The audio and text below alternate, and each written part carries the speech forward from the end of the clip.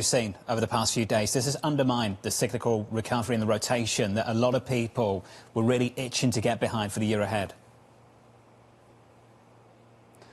Yeah, I think what people are underappreciating, I mean, if you look, people have talked often about, John, the even weight, indice for the S&P is up 6%, call it year to date coming into this morning's open, right? Smalls are up 7, internationals up a blended, kind of lower double digits. What people are missing is the moves under the surface, right? I mean, obviously, if I take commodities against the S&P, 15% outperformance. If I take international against, domestic S&P, which is where everybody's had their exposure, it's 11, 12% blended outperformance.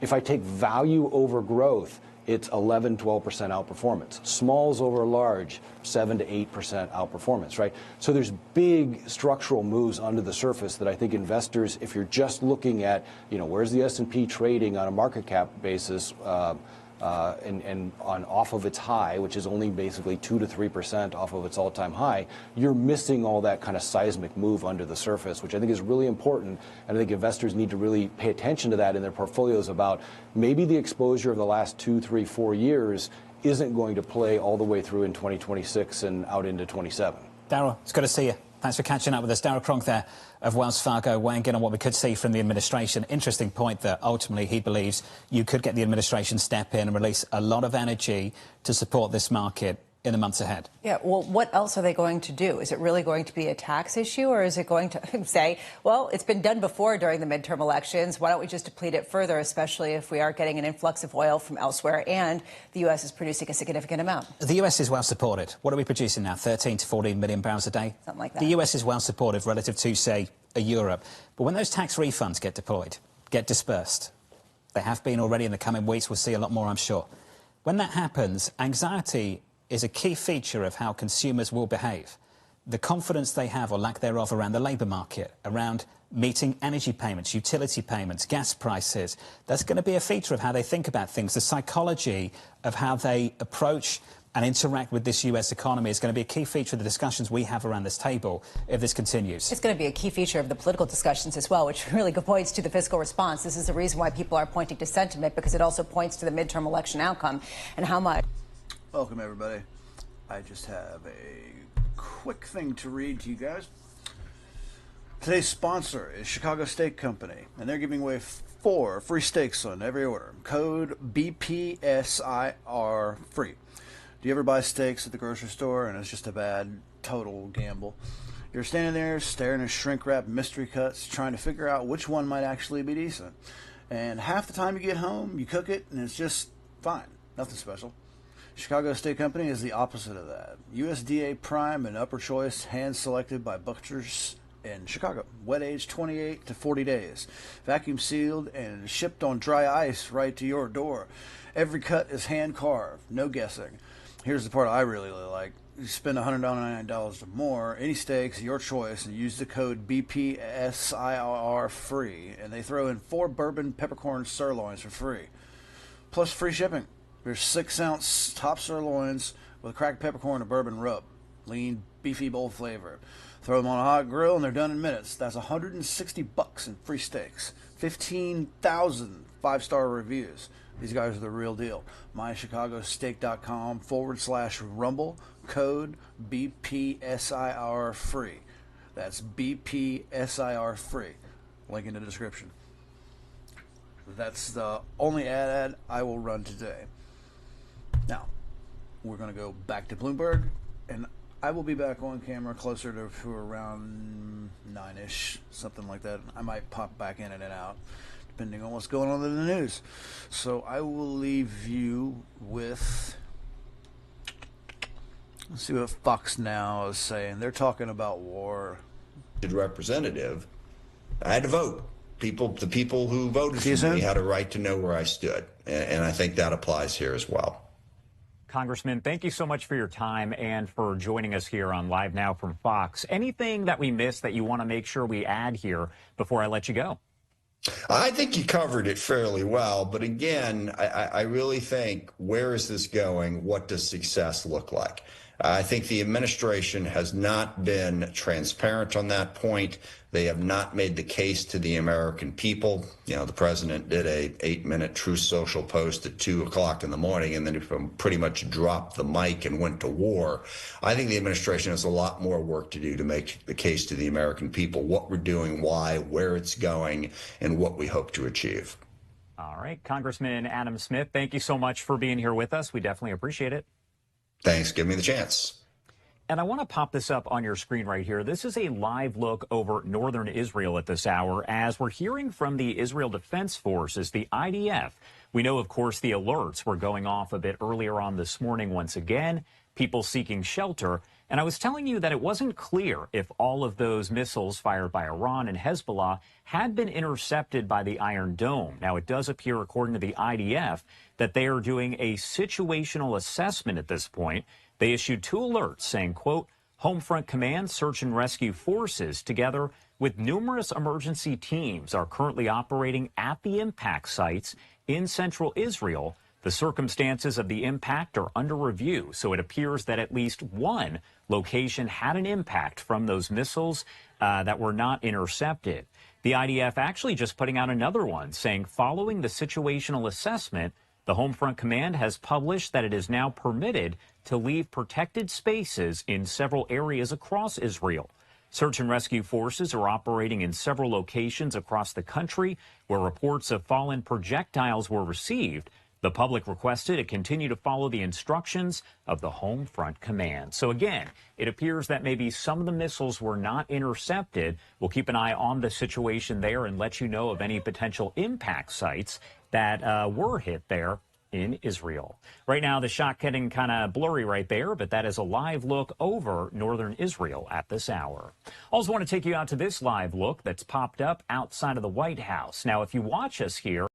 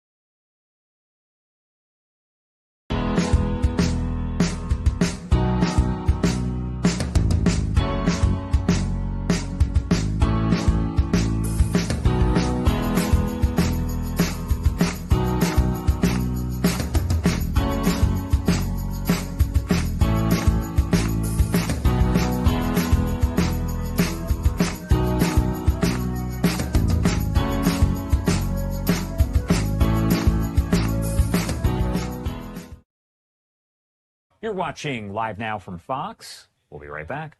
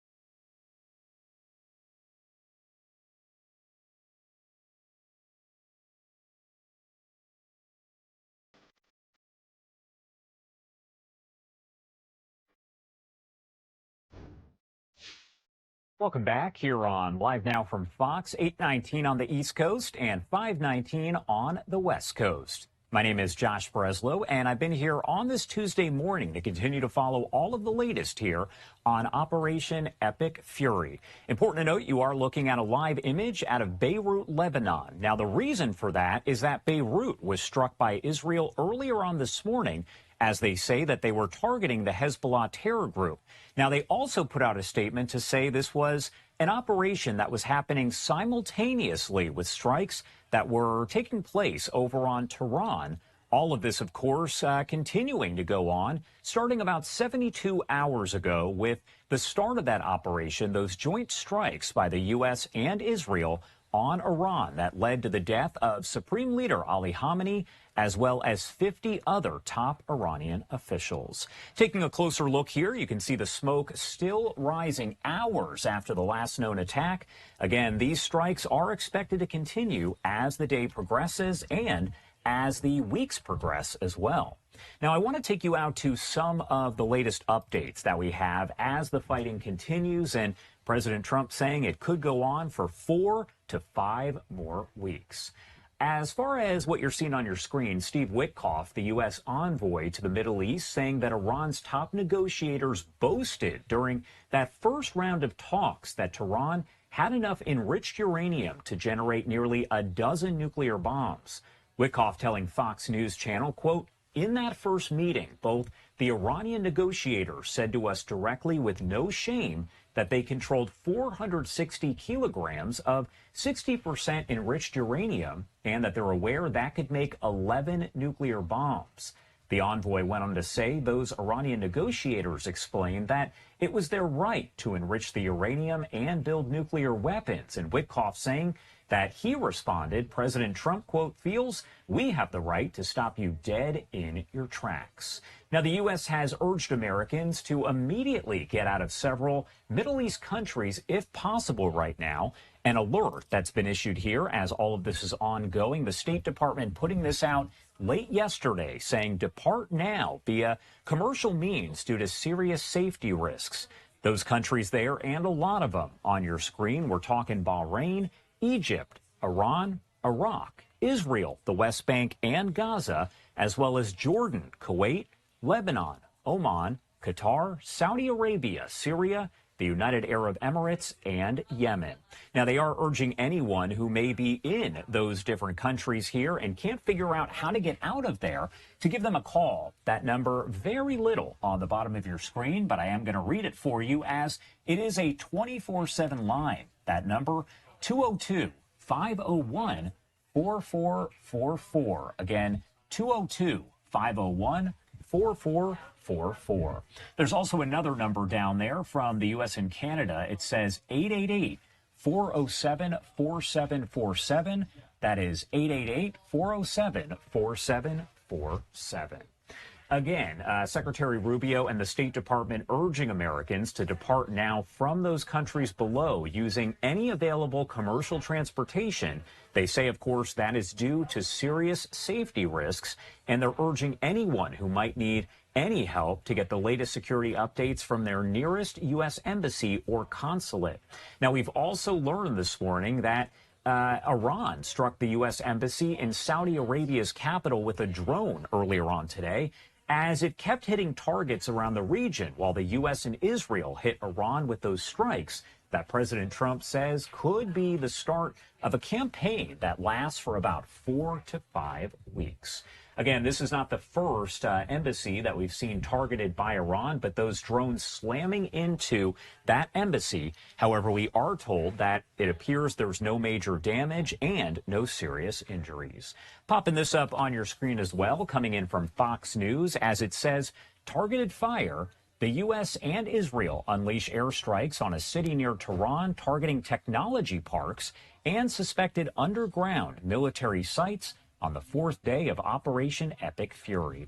Again, images are not coming out in real time from that specific location, but we did just get this image on the left-hand side of your screen. So even though you're not seeing the live images constantly, just know that these strikes are continuing Israel and the U.S. both striking a city outside of Tehran a bit earlier on, and you can see that smoke there still rising. Want to pop this up on your screen once again as we continue to cover everything out of Beirut, Lebanon. Again, that smoke is still coming up from those buildings there that were struck much earlier on this morning. This is going to be the case here as Israel says it is targeting the IRGC in Iran, but also at the same time targeting Hezbollah, the terror group there in Lebanon.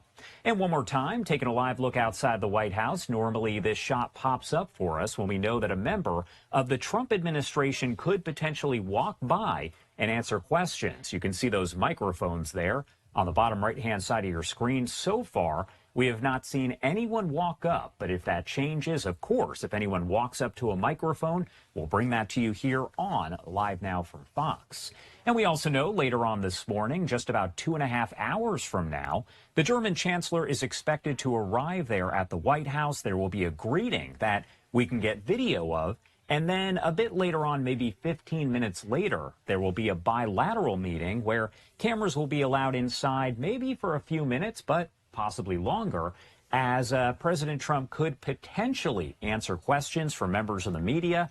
And as you'd imagine, most, if not all of those, will be about the situation in Iran and Operation Epic Fury.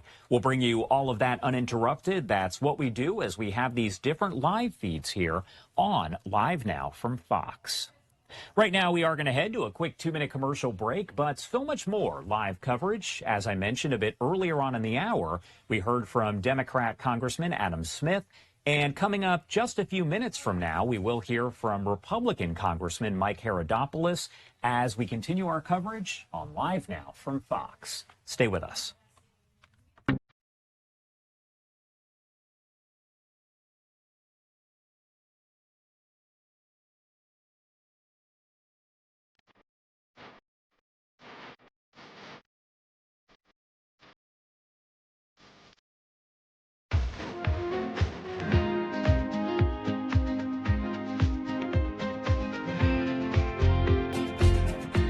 Like 90.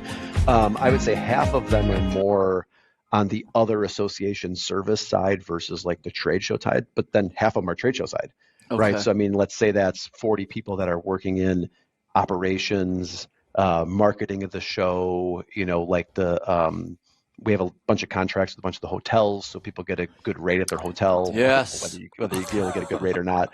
But, you know, all that stuff, you know. It matters. And you set up everything. You got shuttles, hotel, everything is set up. It's unreal. Yeah. No, it does make it so much easier. Yeah. Oh, I've told people, and again, I was at another event in Vegas, not your event, and we ended up standing out in the parking lot waiting for shuttles in like the baking hot sun.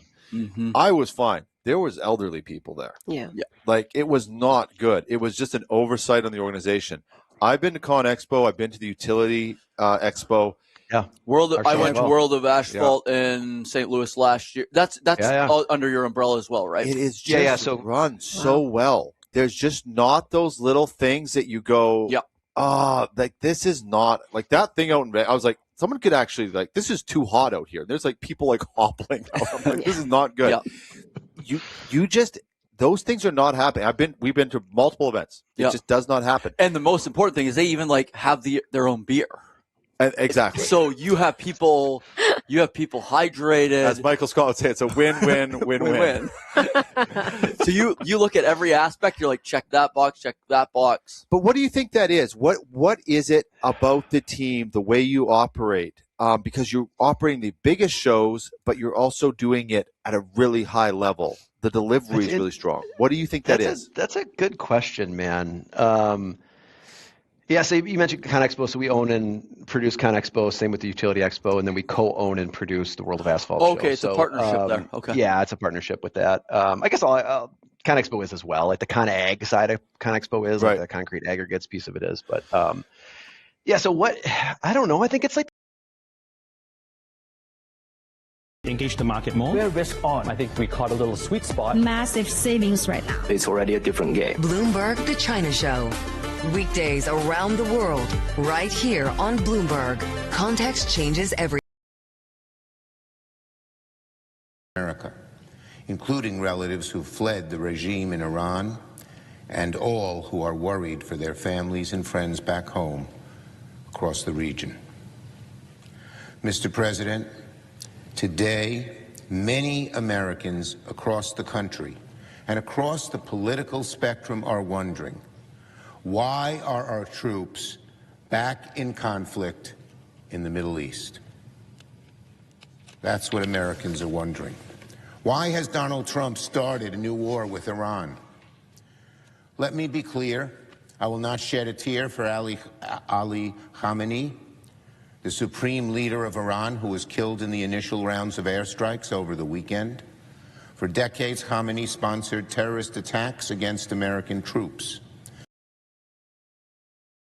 6. In the bond market, it's a similar story. Take a look at treasuries. Yields are higher at the front end of the curve by 7 basis points on 2s, on 10s up by 6. You see in Europe much bigger moves in places like the UK, where gilt yields are climbing by some 16 basis points on a 10-year maturity, and at the front end of the curve even more. Off the back of this move in energy, a repricing of crude on WTI and Brent, when you got the lows of the equity market earlier, the precise exact same time you got the highs in the crude market. Brent through 85 briefly at about 6:18, 6:20 Eastern time, back down to about 83.60 at the moment, up by more than 7% on the session. It's the move in natural gas that is really changing the conversation in Europe. 2-day surge up by close to 80% and sparking conversations for the Europeans.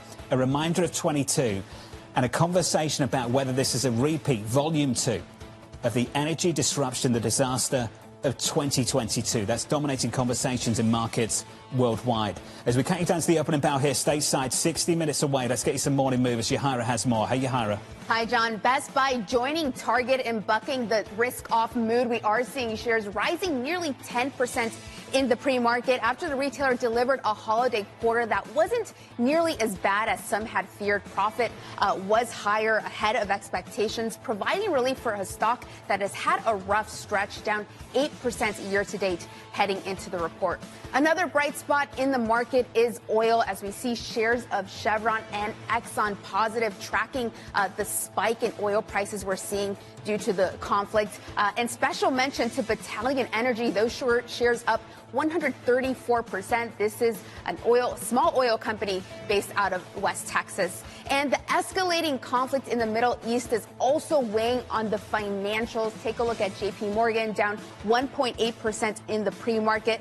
The idea is if this uncertainty holds, that businesses will pull back, consumers will pull back, and that will mean less loan growth for the banks. You also have this idea that more volatility means less deal making and less M&A. And remember, the sector just last week had its worst sell-off since the April scare of tariffs. John? Yahira, thank you. There's a lot of support for this economy already in the pipeline. The rate cuts we've seen over the last 12 months, the tech capex spend we're going to see over the next 12 months and have seen over the last several years. It's the fiscal relief component of this where I believe there's some real uncertainty right now. The tax refunds we'll get over the next several months, several weeks. How is that going to be spent when anxiety around the labour market is sky high? And now you've got the introduction of a spike in energy prices as well. Let's keep it on the economy. The risk of a prolonged conflict in the Middle East fueling fresh inflation fears and pushing bond yields higher. Bloomberg's Mike McKee has more. Good morning, Mike. Good morning, John. When you ask where people might spend their tax refunds, it might be at the gasoline station, the way things are going. Interesting story on the Bloomberg and on Bloomberg.com this morning from Javier Blas, our oil energy analyst, who notes that we have only days to get something settled with the Strait of Hormuz because there's no storage for the oil that's now being produced and can't be shipped out. And that will mean declines in production, which means longer range problems for the economy. Now, this is not the 1970s, although there are certainly a lot of parallels. But you look back then and we had a much greater GDP impact. Right now, economists are saying this could take 1/10 to 2/10 off the overall growth levels because energy intensity is much lower. We've got gasoline fuel standards and energy standards for appliances and things like that that have just made our use of electricity a lot lower. And also, we're now the world's largest oil producer, and we were declining back in the 1970s. So it leaves the question of When does inflation hit, and how fast and how far does it go? And what does that mean for the Fed? The Fed's had certainly some experience with this. We're going to hear from a couple of Fed officials this week, and we're also going to get the Fed Beige Book on Wednesday. Neil Kashkari sits down with me today. The Beige Book Wednesday, ISM Services and ADP then claims and import prices. The big question is, who's paying for the tariffs? And then Friday, big day, retail sales jobs and the Chicago Booth School Monetary Policy Forum. This is sort of an under-the-radar big deal meeting of central bankers, and most of the Fed will probably be there, and we'll hear from some of them during the day about how they're taking all this in. And, of course, that gives us 3 or 4 more days now to get there. So, Mike, let's keep it on energy and talk about rate pricing. Here stateside, as you know, we produce somewhere between 13 to 14 million barrels per day. Europe doesn't have that luxury in quite the same way. In fact, they're far more exposed now because they're less exposed to Russia. They're more exposed to Qatar and the LNG that's produced there. Now, Mike, we've seen a repricing of rates throughout the last 24 hours. For the Federal Reserve, maybe slightly less easing. For the ECB, there was a conversation earlier about the prospect, the potential, not the inevitability or the certainty, but the potential of higher rates at the European Central Bank. Mike, what's your interpretation of what this energy shock could mean for rate pricing looking at the next 12 months? I want to go back to that 1970s idea. At that point, the Federal Reserve and other central banks lowered interest rates to try to offset the impact on consumers, and then we got the great inflation. So the central banks have learned a lesson on that, and if they are looking at this and they can't figure out what a rate cut would actually do to help consumers without touching off inflation, then they probably aren't going to do anything. And both the European Central Bank and the Fed at this point think they're pretty close to neutral. So they could just sit for a while, and that's probably more likely than a rate increase. Now, what happens in the markets is going to be a totally different story, and we've seen that turn around in the last 48 hours with yields going up. And if that continues, then the Fed has got something to think about, but probably stays on the sidelines even with that. Mike McKee, thank you, sir. And you can see this priced out through bond curves worldwide. Treasury yields high yesterday by double digits, up again this morning. You can see it play out in Europe as well, in Germany, up by close to 10 basis points at the front end of the curve of the German curve. And in the UK, up by 14 basis points and almost as much as 20 earlier on in the session. Let's talk about rate pricing in this economy. Stephen Stanley of Santander writing, the inflation impact in the US is meaningful, coming at a time when the Fed is struggling to tamp down inflation. Stephen joins us now for more. Stephen, good morning. Morning. It's a clear geopolitical rupture, a shock over the weekend. Does it morph into an economic shock in the months to come? I think it could, but as you and Mike were discussing, the economic exposures are very different in different places. I mean, the U.S. is not really a net energy importer anymore. So, we're impacted because prices move. Oil prices go up and gasoline prices will move up and the like. But I think the danger is much greater for Europe, for China, for Japan, other countries that are large importers. You and I don't know how long this is going to last. So we should say that up front. A lot of this is a guessing game, and the following conversation, much of it will be scenario analysis. We do know where we are, though. We could take a look around the economy and get a better feel for things. How different is this economy to the economy coming out of the pandemic and the one that went into an energy shock in 2022? Yeah, well, I mean, I think we're in a different phase of the business cycle, right? We were on a rapid upturn at that point, but from a low level. Now we're kind of cruising along at what I would consider to be solid growth. We've had solid growth for several years on end. I think the prospect of very strong business investment in 2026. As you said, the AI build continues. But there's a view that the consumer is somewhat vulnerable. I'm not quite as gloomy on that as some are, but I think that's the concern. If gasoline prices go up, 30, 40, 50 cents a gallon, does that create a shock for the consumer? What's interesting, as you were talking about, is the reaction of the markets, and in particular the bond markets around the world.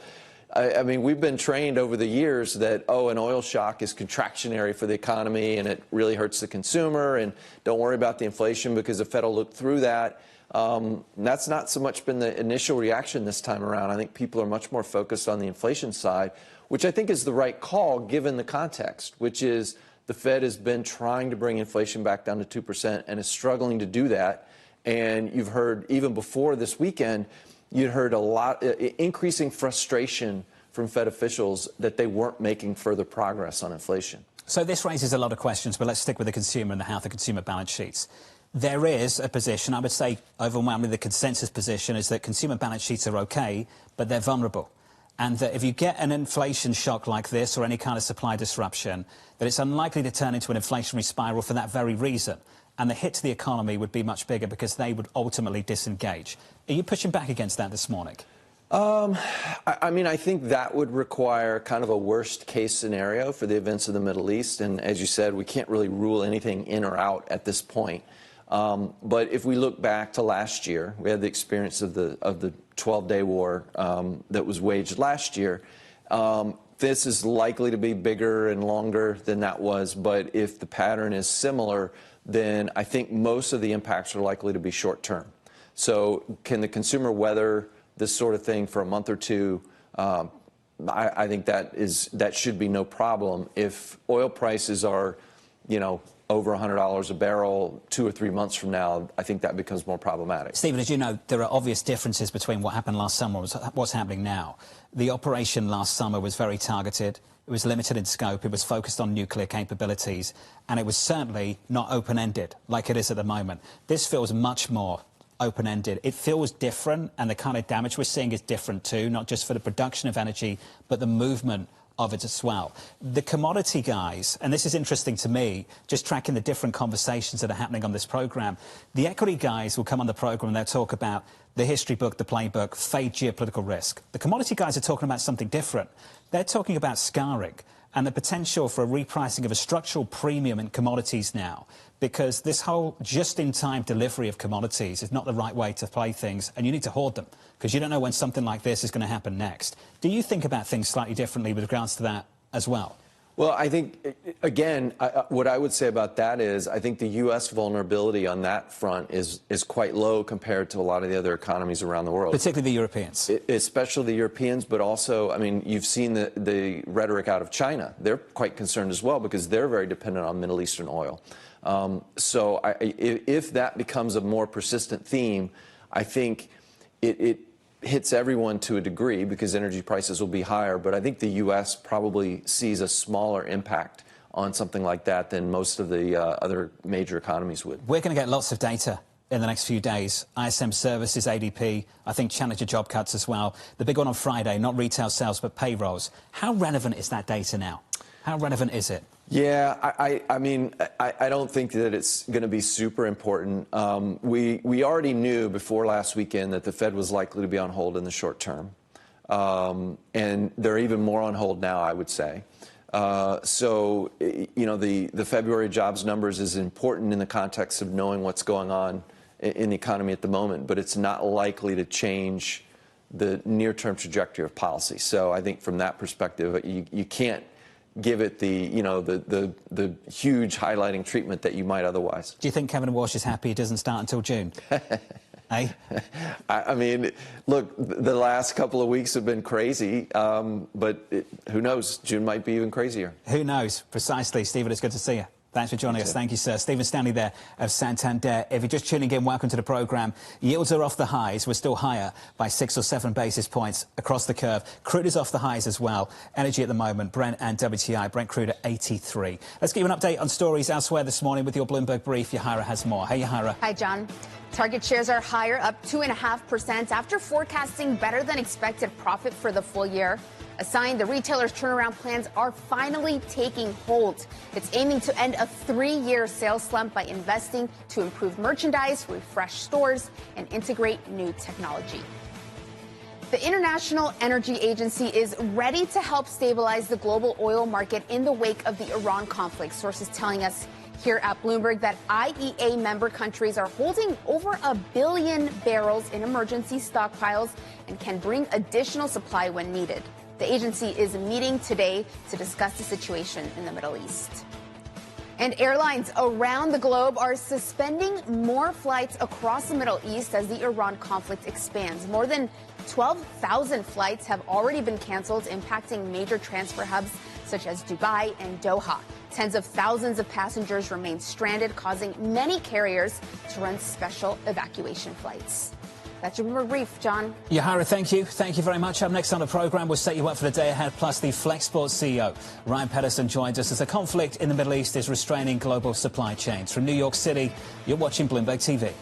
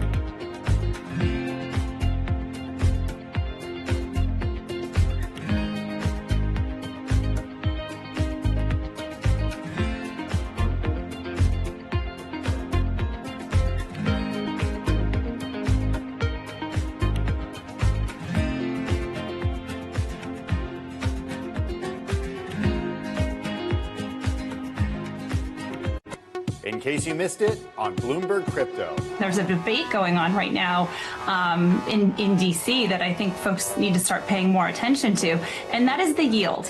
And the question really is, who is going to keep the yield? Who makes money off stablecoins? Well, right now, in the case of some of the large stablecoin issuers, there's a yield back on those deposits. So when there's a dollar, for example, deposited in a bank account, there's interest paid on that dollar. And so who's capturing that yield? And I think one of the really interesting things about the Genius Act is that it bans so-called yield-bearing stablecoins from giving that yield directly back to consumers. Now, that's not true everywhere. And I think if consumers have a choice, why would a consumer want an institution to keep that yield? Or would there be sharing of that yield? So right now, one of the debates going on is, will rewards be allowed? And I think these are really important questions. Don't miss Bloomberg Crypto live Tuesdays. Technology is embedded in every aspect of our lives. And laying the foundation for the future. From finance to defense, AI to entertainment. And from the road to the stars. Bloomberg brings you the latest stories of the people and companies pushing the tech sector to new frontiers. And the politics that shape global tech markets. I'm Caroline Hyde in New York. And I'm Ed Ludlow in San Francisco. Watch Bloomberg Tech every weekday. Only on Bloomberg Television. At a time when policy in Washington is driving Wall Street, we draw a distinction between the rhetoric and the action, bringing you market-moving guests and original reporting. This is Bloomberg Surveillance. Bringing you up-to-the-minute geopolitical news whenever and wherever it happens. I'm Jennifer Zabasaja in the Lesotho Highlands, and this is Bloomberg.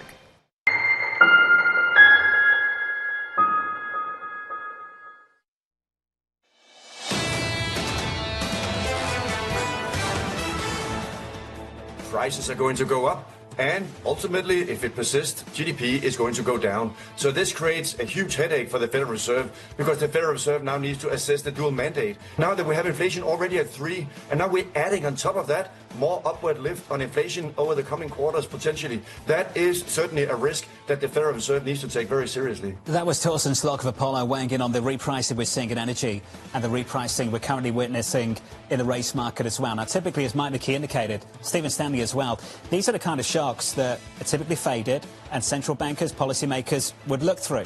But look at the headlines that across the Bloomberg in the last 24 hours. The RBA down in Australia, the central bank down under, talking about every meeting being a live meeting. You might say that they've got their own unique issues that have led them to that position.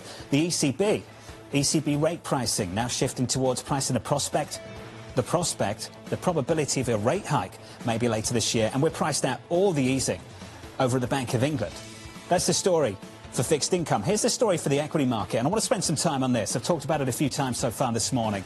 The difference between how the equity guys are talking about the risk here and what to do with it, and how the commodity guys are talking about the risk here and what to do with it. Stocks are down by 1.8%. The Nasdaq's down by 2. I'm not going to pick on any single one person. It's not about them. This is just the mood of the moment. This is Jonathan Krisky of BTIG. Typically, sharp moves on geopolitics are not durable. This is Osun Kwon of Wells Fargo. The playbook from the past 2 Gulf wars was to sell the news. That's the equity bias. And we saw some of that play out yesterday. Here's the commodity bias. Switch to the board and get to commodities, and let's talk about these moves together. We've had a move through 85 briefly on Brent. We're up 7% so far this morning. Let's call it 83 as things stand. This is Carlisle's Jeff Curry, and it's not just coming from him, it's coming from others as well on the commodity market. We're unlikely going back to just-in-time energy. The security premium is not a spike to be faded. It may reflect a structural repricing driven by hoarding.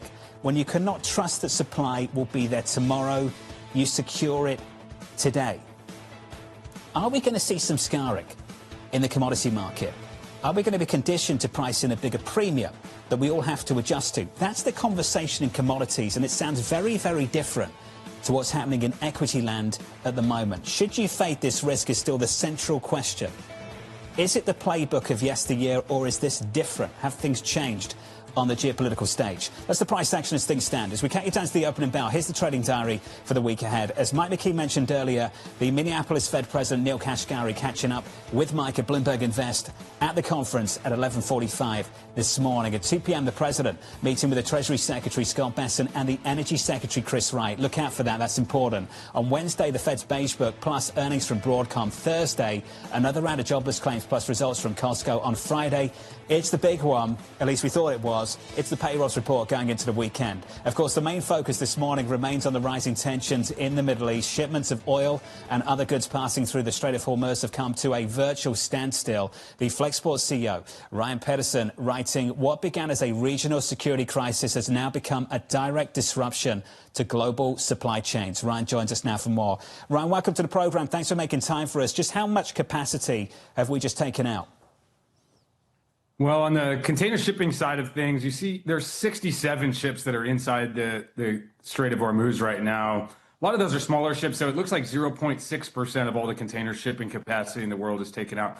That is the equivalent of the idle fleet today, and idling is one of the main ways that capacity can be controlled to kind of keep prices in place. Is if there's too much capacity, you idle ships. So it's a bigger deal than it sounds, and what's going to really play out here is that the major container shipping lines, and I've spoken to 3 CEOs of the Big 10 ocean carriers in the last 48 hours, that most of them have either paused bookings to the region or really diverted. They've all stopped shipping inside the Strait of Hormuz, but many of them have said, hey, we're not going to take any bookings. And so what that means is these containers are going to sit at ports around the world, especially in East Asia, China, and Southeast Asia, and not move. And so you're going to start to get real congestion at those ports. And we've seen this movie before where that congestion can lead to spikes in prices and all kinds of problems. So, Ryan, let's talk about that. Some people reflected on the energy shock of 22, the conditions coming out of the pandemic. Are there parallels here for you? I mean, the history always seems to rhyme, and it is about that congestion and how it flows through the supply chain and builds up in unexpected places. And now it all depends on how long this lasts. If it lasts for a long time, you're going to see major reroutings. In fact, Flexport's one of the largest providers of ocean freight in the world, and we built this new product called Atlas. It's atlas.flexport.com, where you can monitor all the ships in real time and see where they're sailing. And so it's actually going to be a big challenge for us to see, can we keep this thing up to date as the ships get diverted, as services are less reliable. We have seen that movie before, so yeah, I would expect to see the services start to degrade and be more difficult to operate. Ryan, you've got great visibility on these things. As the dominoes start to fall, are you thinking about secondary bottlenecks that might emerge as well, and where might they emerge? Yes, I mentioned a few of those in unexpected places like congestion, but you're going to see pricing be a global phenomenon here. Ocean freight prices, we're right in the middle as contracting season is just starting to kick off. And all the ocean carriers have told us this week, not all, but most of the ocean carriers, and I think it'll be all pretty soon, have told us that all previous discussions on ocean freight contracts for this year are out the window, that there's too much uncertainty and they expect prices to go way up from where they are today. We're already hearing rumors of $5,000 a container from China to the U.S. East Coast, which that's more than double where it's been for the last few months. So yeah, we're already seeing big spikes, and that will lead to all kinds of secondary effects. Ryan, some of that, as you know, might just be a reflection of extended transit times as well. Could you give us an idea, as some of this traffic reroutes, what the extension to transit times might be for, say, traffic between Europe and Asia? Yeah, well, in the ocean market, it's really just which of these strings, these services call in. Jebel Ali is the 9th largest port in the world. Abu Dhabi has a large port. There's several other important ports inside the Strait of Hormuz. So the first thing is, okay, which services call there? Those are going to be heavily disrupted because they're going to have to stop and unload all of those containers. One of the ocean CEOs I talked to said they were going to unload in Oman, but of course the port of Oman got hit with a missile yesterday too, a ship near Oman. So it's really difficult to say exactly how each carrier is going to reroute things, but that will for sure lead to service issues.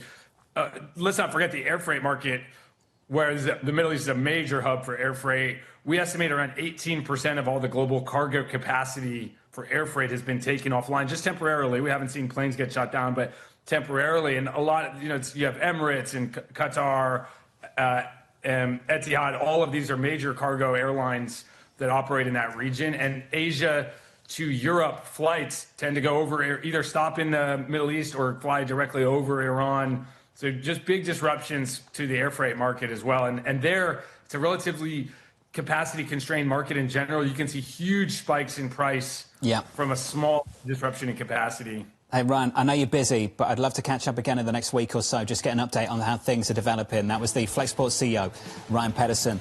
The conversation's going to continue here at Bloomberg. Tomorrow we'll catch up with Sebastian Page of T. Rowe Price, Chris Harvey of CIBC, Mira Pandit of JP Morgan, and a view from the Federal Reserve, Governor Stephen Myron, right here on Bloomberg. From New York City this morning, good morning. Have a wonderful day. This was Bloomberg Surveillance.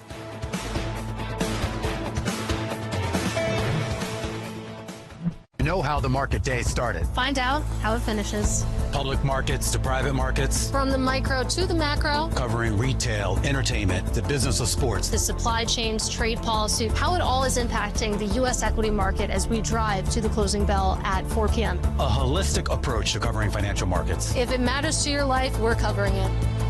I'm Katie Greifeld. And I'm Romaine Bostic, and this is The Close. Live every weekday. Only on Bloomberg. Context changes everything.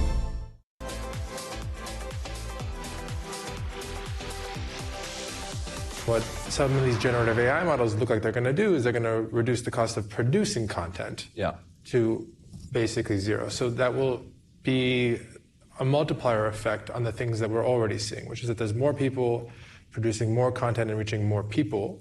And there's a lot of good and bad that comes downstream from that. I don't know if you can break down what the average person is seeing right now in terms of stuff that's AI generated versus, maybe more traditional human generated, but what's that going to look like in a year or in 5 years? There's actually a lot of hybrid content, and too often we talk about synthetic content and organic content, and never the two shall meet. But there's a lot of content where AI is part of the workflow, right? Like you might not even know it. It might be whatever app you're using to do color correction, might be using models to do so.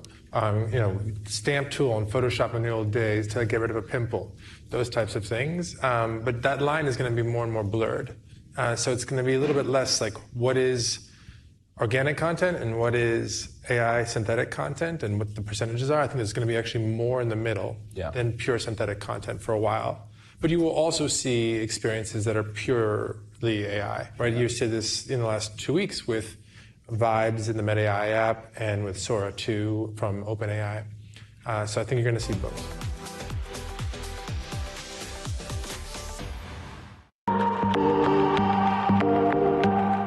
We have two crises, two essential crises, and for both it's now or never: democracy and climate, and they are absolutely interlinked. And we have to solve them together. We're losing the democratic infrastructure and norms to deal with the climate, and we're losing the climate stability that is essential for a democracy. We have to solve them together.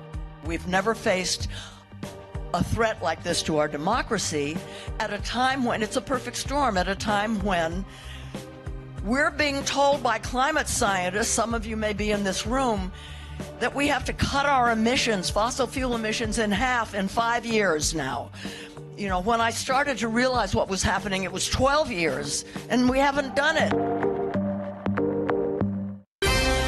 Bringing you up-to-the-minute automotive news whenever and wherever it happens. I'm Matt Miller in Detroit, and this is Bloomberg.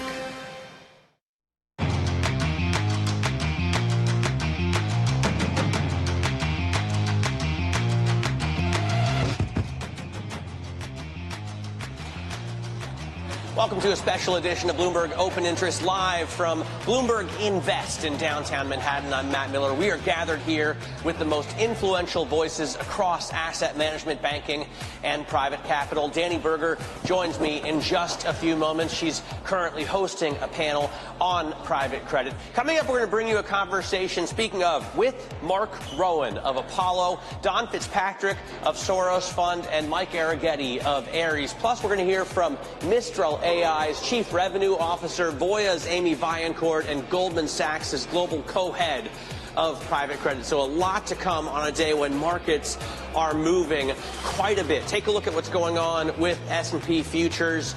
Stocks are down as investors also near yield, moving higher by 6.5 basis points to 4.1% or 4.0997 if you want to take it out 5 significant digits, as Tom Keene is prone to do. You see Brent crude up as well, another 7.5%. Up to $83, almost $84 a barrel. European gas futures, this is the big one, folks. A gain of 29% right now, and this adds to a gain of 30% plus yesterday. So it's just spiked higher at a level that I don't think anyone expected, and that is clear by the sell-off in European stocks. The Euro Stoxx 50 is down 3.7%. A massive drop this morning. When I opened the WEI screen, I saw every single European major benchmark index down more than 3 standard deviations, and that's only happened since COVID a couple of times, in June of 2020 and in April of last year around Liberation Day. The Kospi down more than 7% overnight as Samsung and Hynix get absolutely crushed in the Korean trade. In terms of the stocks, other individual stocks that we're watching here, energy stocks are higher, obviously, with those gains in crude oil. You can see Occidental, ConocoPhillips, Devon Energy, all powering higher again today. Remember, this adds to the gains that we saw yesterday. Saudi Aramco is apparently exploring plans to use the Red Sea for oil shipments to try and avoid the Strait of Hormuz. Qatar Energy is shutting down more operations after halting production of LNG yesterday. Is why you see, one of the reasons you see the huge spike in gas prices, and we saw a huge jump in gas overnight. It was actually the biggest one-day jump since Hurricane Katrina back in 2005. In terms of what's going on in AI, tech stocks are selling off quickly as traders slash their Fed rate cut expectations. The White House also is weighing a cap on the amount of high-tech chips NVIDIA can sell into China. As a result, the biggest company in the world is down in the pre-market almost 3%. SanDisk is down 6%. Micron is down 6%. Of course, these companies have run up so far, so fast, especially the memory chip makers, that they could stand to lose a little bit here. Investors preparing for more intense fighting in the Middle East as both sides say the worst is yet to come. Here's Secretary of State Marco Rubio. I'm not going to give away the details of our tactical efforts, but the hardest hits are yet to come from the U.S. military. The next phase will be even more punishing on Iran than it is right now. Let's get to Bloomberg's Washington correspondent Tyler Kendall. She is standing outside the White House. And Tyler, you know, we've got some mixed messages. The Defense Secretary Pete Hegseth saying that this isn't going to be a forever war and we're not aiming for regime change. The president saying the war could go on forever, and indeed they want this regime to shift out. What do we know in terms of the goals of the U.S. administration here? Well, Matt, yesterday we heard President Trump outline some of those chief objectives as he says that the military campaign is going to be sustained until those goals can be achieved. And the goals have been various and, as you're mentioning, at sometimes contradictory. But President Trump saying that the main focus is to dismantle Iran's nuclear ambitions, decimate its ballistic missile program, as well as go after those proxy militia groups that Iran supports in the region. But then, of course, we had heard from the Secretary Pete Hegseth yesterday suggesting that the original intent was not what he called, quote, so-called regime change, though the U.S. does hope that the Iranian people take advantage of this moment. Now, on the operation front, the U.S. and Israeli militaries continue to bombard Iran as Israel confirms this morning that the 9th wave of attacks against Tehran has begun. And there's a few different factors here that we are watching, but one of them I'll point you to was in a post from President Trump earlier today where he seemed to suggest that Iran wants to talk, but saying in this post that he says it's, quote, too late. Now, those claims couldn't be immediately verified, but it doesn't appear that a diplomatic off-ramp is imminent at the moment. As we know, regional allies are trying to urge this White House to outline a more specific timeline. People familiar with the matter telling Bloomberg News that nations including Qatar and the UAE are now lobbying other allies, including those in Europe, to push President Trump to keep this conflict short. Matt, I'll tell you that later on today in the president's schedule, he is set to meet with the German chancellor here at the White House. That's set for 11 a.m. Eastern. Tyler, thanks very much. Tyler Kendall there at the White House. Let's get the market reaction now with Bloomberg's macro strategist, Michael Ball. He's with us here at the Invest conference in downtown Manhattan. Michael, I guess you were up late watching the Asian trade. What do you make of this volatility? Yeah, finally some blood in the water. I mean, Monday was actually somewhat constructive in the U.S. cash because we came back off a key level on the SPX and rallied and saw a lot of short covering and people reassessing sort of the risk tone off the weekend. But overnight, we just deteriorated. And when you started seeing correlations between cross assets rising, you knew people were selling winners and losers and generally moving to cash because clearly you couldn't hide out in the rates complex with this stagflationary worry reemerging very quickly and people generally scrambling to reposition for this new narrative. What do you make, though, of just stocks being okay yesterday? Risk assets ending the day higher. Like, what has fundamentally, do you think, changed for this market that all of a sudden we've woken up to something very different? Yeah, it's interesting, too, like to see the different regional approaches because this is a different pulse on different areas of the world. Obviously, Europe and Asia get more of an energy hurt when the prices go up. The U.S. feels more insulated, and also we have maybe more confidence that this is going to be a shorter duration campaign because we had success in Venezuela or because we're listening to a media complex that is telling us that we can win. I mean, I'm not 100% sure there, but my point is there was a more optimistic outlook on where Iran was going from the U.S., and we'll see if that continues today in the cash open here because that was the case yesterday. By the way, that was my argument to Matt this morning, that Europe wakes up, it sells everything, the U.S. comes back online, it's like, we're fine, we got this, and then continues to buy. We'll see what happens in 23 minutes, but I mean, if we've wiped out their Navy, their Air Force, their air defenses, and their leadership, I don't see how we could really lose in that situation, assuming you take the president at his word. What do you make of the natural gas spike? I mean, it's just unbelievable the amount that those prices have jumped. Yeah, it's funny because I used to trade nat gas. It's the widowmaker. It was always tough in America. We saw that with the weather over the winter, and here we are again with a geopolitical shock, similar somewhat to what happened with Ukraine and Russia as far as the price action response, how quickly it reacts and how much people really get this gamma squeeze as they chase the upside. And then, of course, you have a lot of mechanical hedging that needs to occur that just worsens the move. So again, these things become living, breathing entities that just have to ramp up into higher prices because of the unknown tail risks. All right, Michael, thank you very much for joining us here live at Bloomberg Invest. That is Bloomberg macro strategist Michael Ball. Now, the other risk this market continues to monitor is credit. Blackstone is letting investors redeem a record 7.9% of shares from its flagship private credit fund, equivalent to about $3.8 billion. I just spoke to the man behind that fund, Brad Marshall, Blackstone's head of private credit and CEO of BCred. We're actually seeing very good credit fundamentals. The fund has delivered a 10% return since inception, 50% premium to the liquid market. So it's doing what it's supposed to do. But there's a lot of noise in the market, which we should spend time on. Joining us now is Silas Brown, who leads our credit coverage from London. And Silas, in that conversation, he'd essentially said, look, these things are working as they're supposed to. We met 100% of our redemptions. We can do it again if we need to. And the underlying asset is very strong. So what is the concern around these record redemptions that they're facing? Yeah, I think there is a funny sort of juxtaposition going on where private credit funds are reporting pretty strong returns and good performance, and yet investors can't seem to shake the kind of like overwhelming fears around AI and software, and I mean, just broader kind of points in the credit cycle. And BDCs are the kind of vehicle through which investors can either opt in or opt out of funds, and so we're sort of seeing the flows there. And I think with Blackstone, look, I mean, BCred is not an insubstantial character. It's kind of like, I don't know, it is to private credit what sort of Chopin is to classical music or something like that. I mean, it's not an insubstantial figure. And so I think people are paying very close attention to BCred and how it responds to an uptick in investor withdrawals. I mean, it's by far the largest of the non-traded BDCs.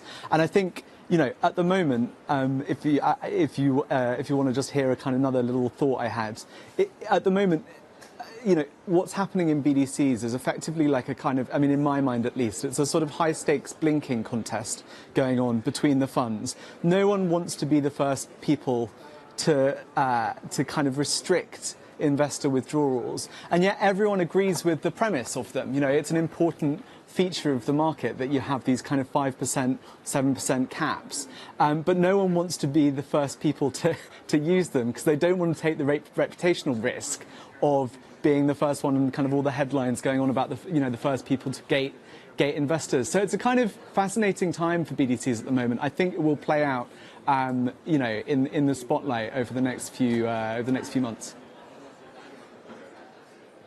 It's a really good point. Again, Brad Marshall on the panel I was just on, Silas, saying that no one should be buying these funds if they think they have 100% liquidity. Everyone in broad agreement that, yes, it's good to have these gates and for investors to understand that. But if investors don't understand that, Silas, and this is an industry that keeps being hit by redemptions, at what point does a technical issue turn into a fundamental issue for these credit markets?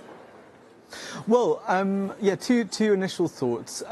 Goldman put out a shareholder letter last week, and they made the point that they never refer to these funds as semi-liquid, unlike others in the market, and they refer to them as evergreen because their view is that semi-liquid paints a sort of a somewhat misleading portrayal of what these funds are, where actually they are funds that you can have a very small amount of liquidity, and if everyone wants the liquidity, you will find that there isn't much liquidity to go around. And so I think there's a degree of framing going on in private credit and a degree of distancing one fund to another about how they kind of characterize what's going on and how they should characterize the industry. I mean, I think this is a moment where, this mechanism, which I think is sensible, which is this like 5%, the right to kind of cap investor withdrawals at 5%. My guess is, I think a lot of people in the industry's guess is that people will have to start using these gating mechanisms, although I'm sure they hate the use of the word gate. But these kind of mechanisms to cap withdrawals. But I think, as I said before, no one wants to be the first person to do it. So actually, people are kind of redeeming over and above what they, it's the level of generosity that you're seeing in funds in terms of investor withdrawals, I think will have to subside at some point. I think we'll have to subside at some point.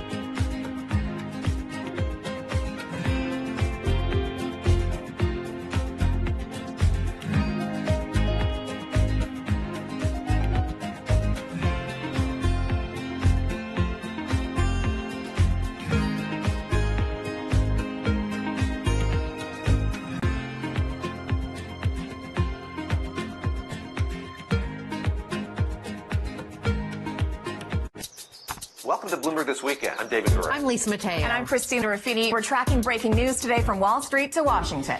Let's start overseas. The sector is really propelling this deal forward. Yeah, the hope is this will open up new markets and provide some additional liquidity. Of course, now they're going to have competitors. We got a big week coming up in politics. Earnings season is underway. We're going to get some key reports. Everything you need to know before the markets open on Monday. Introducing Bloomberg This Weekend, bringing a little Bloomberg into your weekend routine. Guys, buckle up. The belief for climate change is going down right now. It's going down. And we've tried everything to shame people and blame people and put them in their place and tell them that they're doing things wrong and that they're killing everybody. But if we keep telling them that, then we are going to kill everybody. So we got to figure this out. And we're not going to do it by blaming people who are just trying to wake up and make ends meet every day, especially when a lot of those people have the same connection to nature and the environment that we all share here. I hike and I ski and I love the environment just as much as anybody else, but so does somebody who works in an oil field. The Cabela's shopper and the REI shopper want the same things. They want clean air and they want clean water and they want to be able to recreate outdoors. So until we figure out how to get on the same page, we will continue to lose. We cannot afford to lose anymore. We need to build a winning coalition of people across the political spectrum, or we will never create the solutions that we need. Bringing you up-to-the-minute news whenever and wherever it happens. I'm Haslinda Amin in Bangkok. This is Bloomberg. We're at the epicenter of a global realignment on a scale not seen for decades. At the intersection between markets, economics and geopolitics, a forum for sophisticated conversation. This is Bloomberg Surveillance.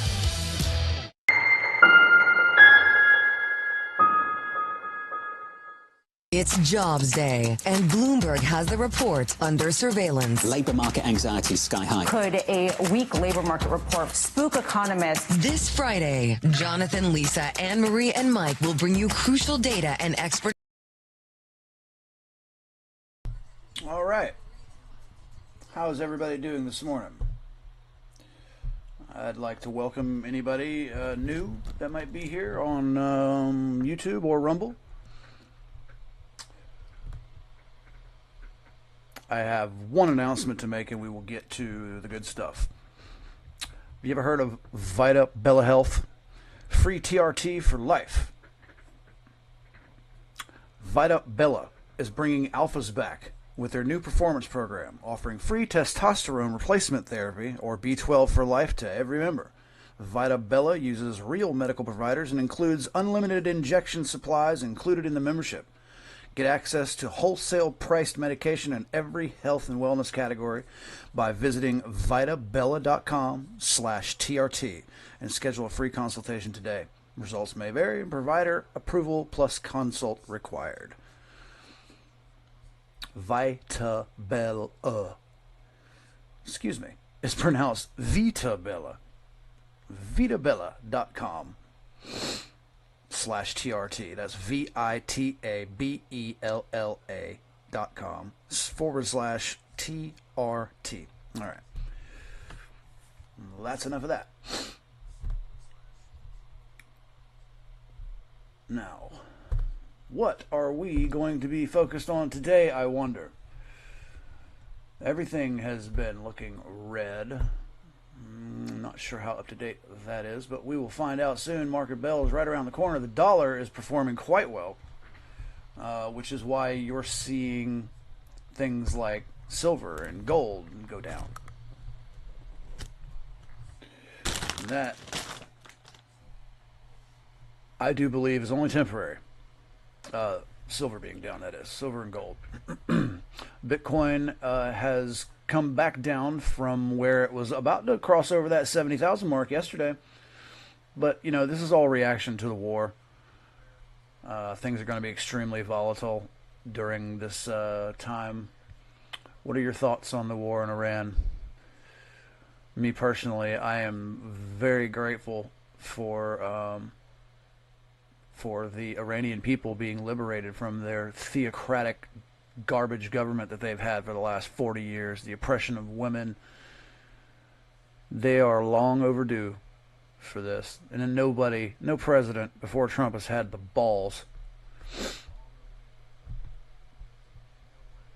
Is it right? Is it wrong? That's not for me to say. What do you think? Let's check out the crypto heat map, shall we? The last 24 hours, everything's up. A little flat on the 4 hour.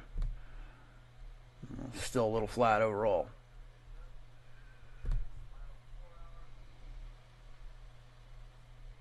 I've got some news.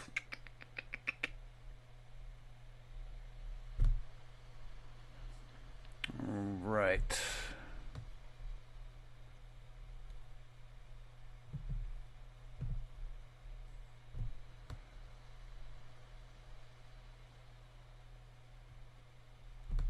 That is old. I want some up-to-date news.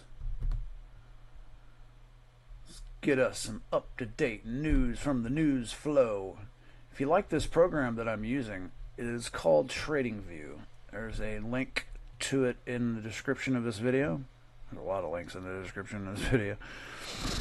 All right. BOCH.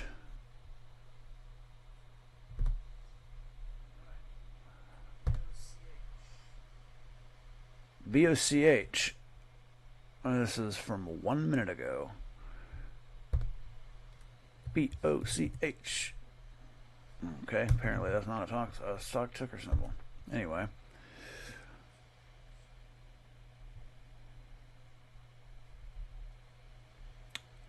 Toro Company expected to post earnings of 64 cents per share. Nvidia challenger Rebellions hires JP Morgan for South Korea IPO. Nvidia just refuses to give up, huh?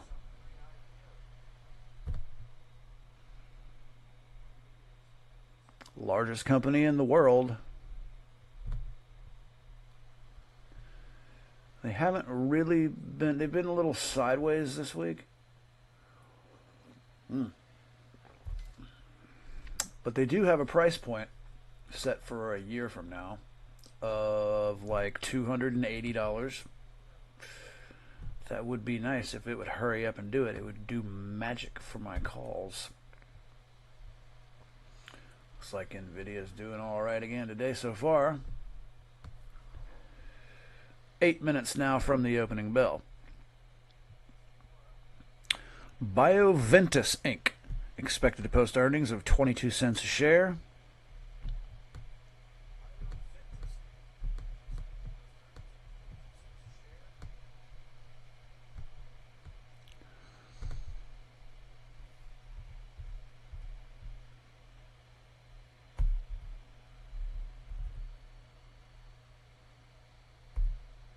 Palo Alto Networks initiated at overweight by Wells Fargo.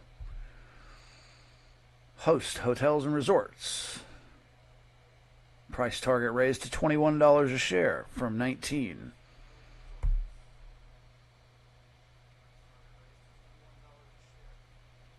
High Level has been named to G2's 2026 Best Software Awards, earning a spot in the top 100 best software products list and ranking number 81 overall among thousands of products evaluated globally. Higher energy prices could impact sterling and the euro. Rising energy prices have dampened expectations for further UK interest rate cuts and fuel speculation of a possible Eurozone rate rise, but this doesn't offer much support to sterling or the euro. Rabobank's Jane Foley says in a note, the fact that the UK and the Eurozone are energy importers is likely a more pressing concern currently. You think? Sterling and the euro are unlikely to perform well given uncertainty over the potential damage to their economies from an inflation bout as the Middle East conflict pushes up energy prices. We can expect to see gas rise. That's just guaranteed, in my opinion.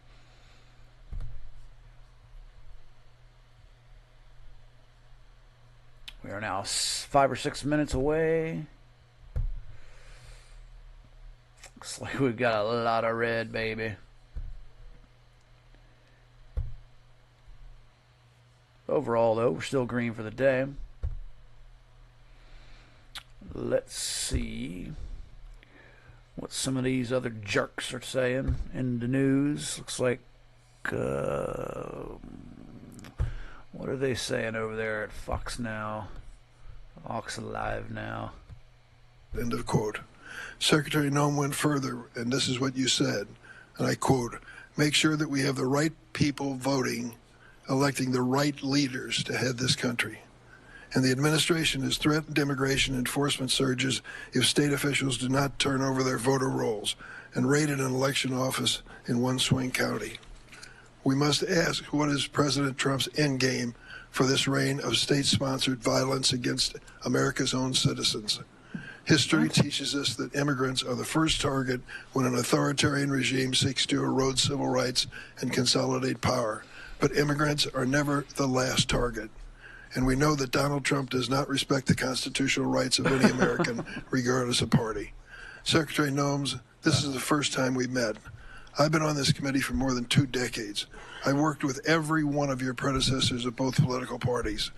I tried to meet with you before and after your confirmation, but you refused every request. I want to be clear, and you should know this. No official on this side of the rostrum or the other is above the law. You have no right to deploy immigrant agents as a paramilitary force in American cities. You swore an oath to uphold the Constitution. You have an obligation to answer questions posed by the member of this committee so that meaningful accountability can begin for the terror we are witnessing in America every day. You've always got some naysayers. Some people are just so tone deaf.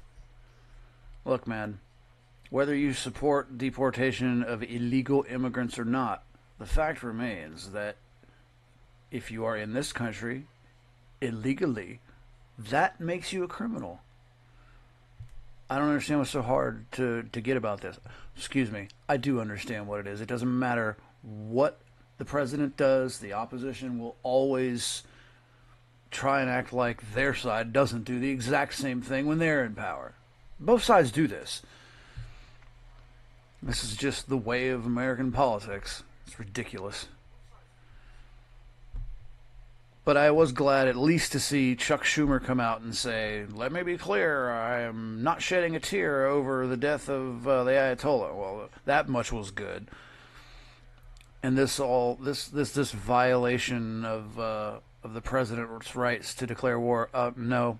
Guys, George W. Bush, right after 9/11, changed that whole thing. They changed that whole dynamic. The president does have full authority to do what they're doing right now. And every president since George Bush has done it.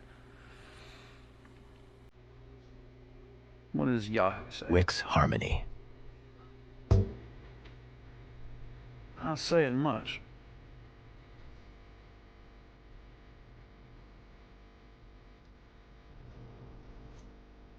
There goes a nickel right there for letting that song play. It's Bloomberg's concern is there's too much partisanship. It's true historically that most presidents have appointed justices to the Supreme Court who are members of their own party. The partisanship should not be an overriding factor. What you look at is temperament, learning, background, reputation, whether or not you have those qualities of independence and caution that make for a good judge. Increasingly, you see dissenting opinions in the Supreme Court that aren't quite as civil as maybe you might prefer. And is that of concern to you? Yes, it's of great concern to me that our civil discourse, our civic discourse, is not civil enough.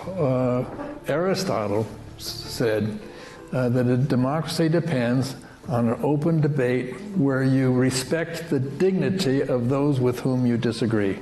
He said democracies only live if they are sustained over a period of time by a thoughtful, rational discourse. That's great. Let's see what Yahoo is saying. Is anybody going to be on right when the bell hits? Because it's about to hit any second.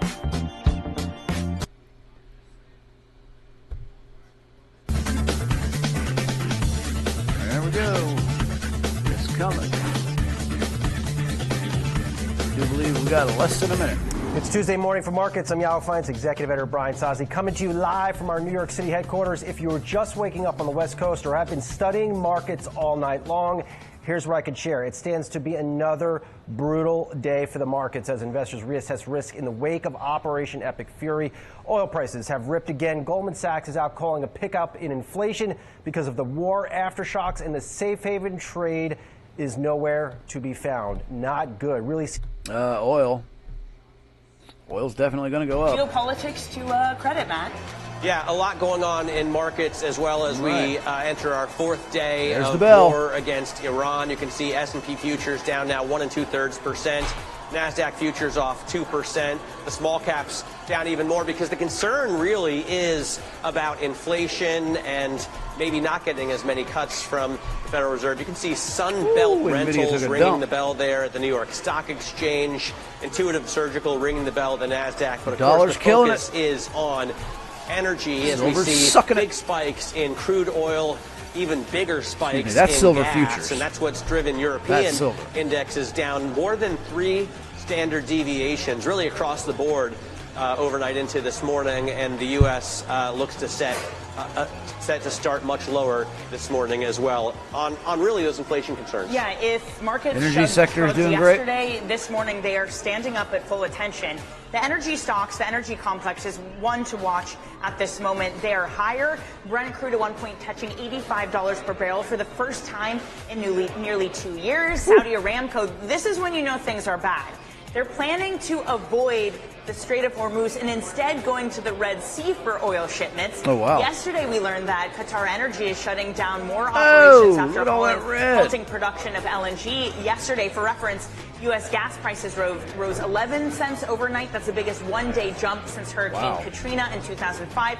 And Matt, adding to that this morning, Iraq announcing that it is starting to shut oil output at its largest facility as its storage filled, with the inability to transport through the Strait of Hormuz. Yeah, so a ton going on, driving energy prices higher, a bigger problem for Europe than it is for the U.S., but we're watching to see how U.S. investors coming into this market is going to affect trading on both sides of the Atlantic. Tech stocks here selling off quickly as traders slash those Fed rate cut bets, and the White House weighs a cap on NVIDIA chip sales to individual companies in China. You can see the largest company in the world in the cash trade now down about 2%. SanDisk and Micron, of course, these memory chip makers had rocketed higher at the end of 25, the beginning of this year, and they're selling off to the tune of about 7% today. Joining us to talk more about this is Voya Financial President of Retirement, Amy Valancourt. Amy, great to have you here with us at Bloomberg Invest.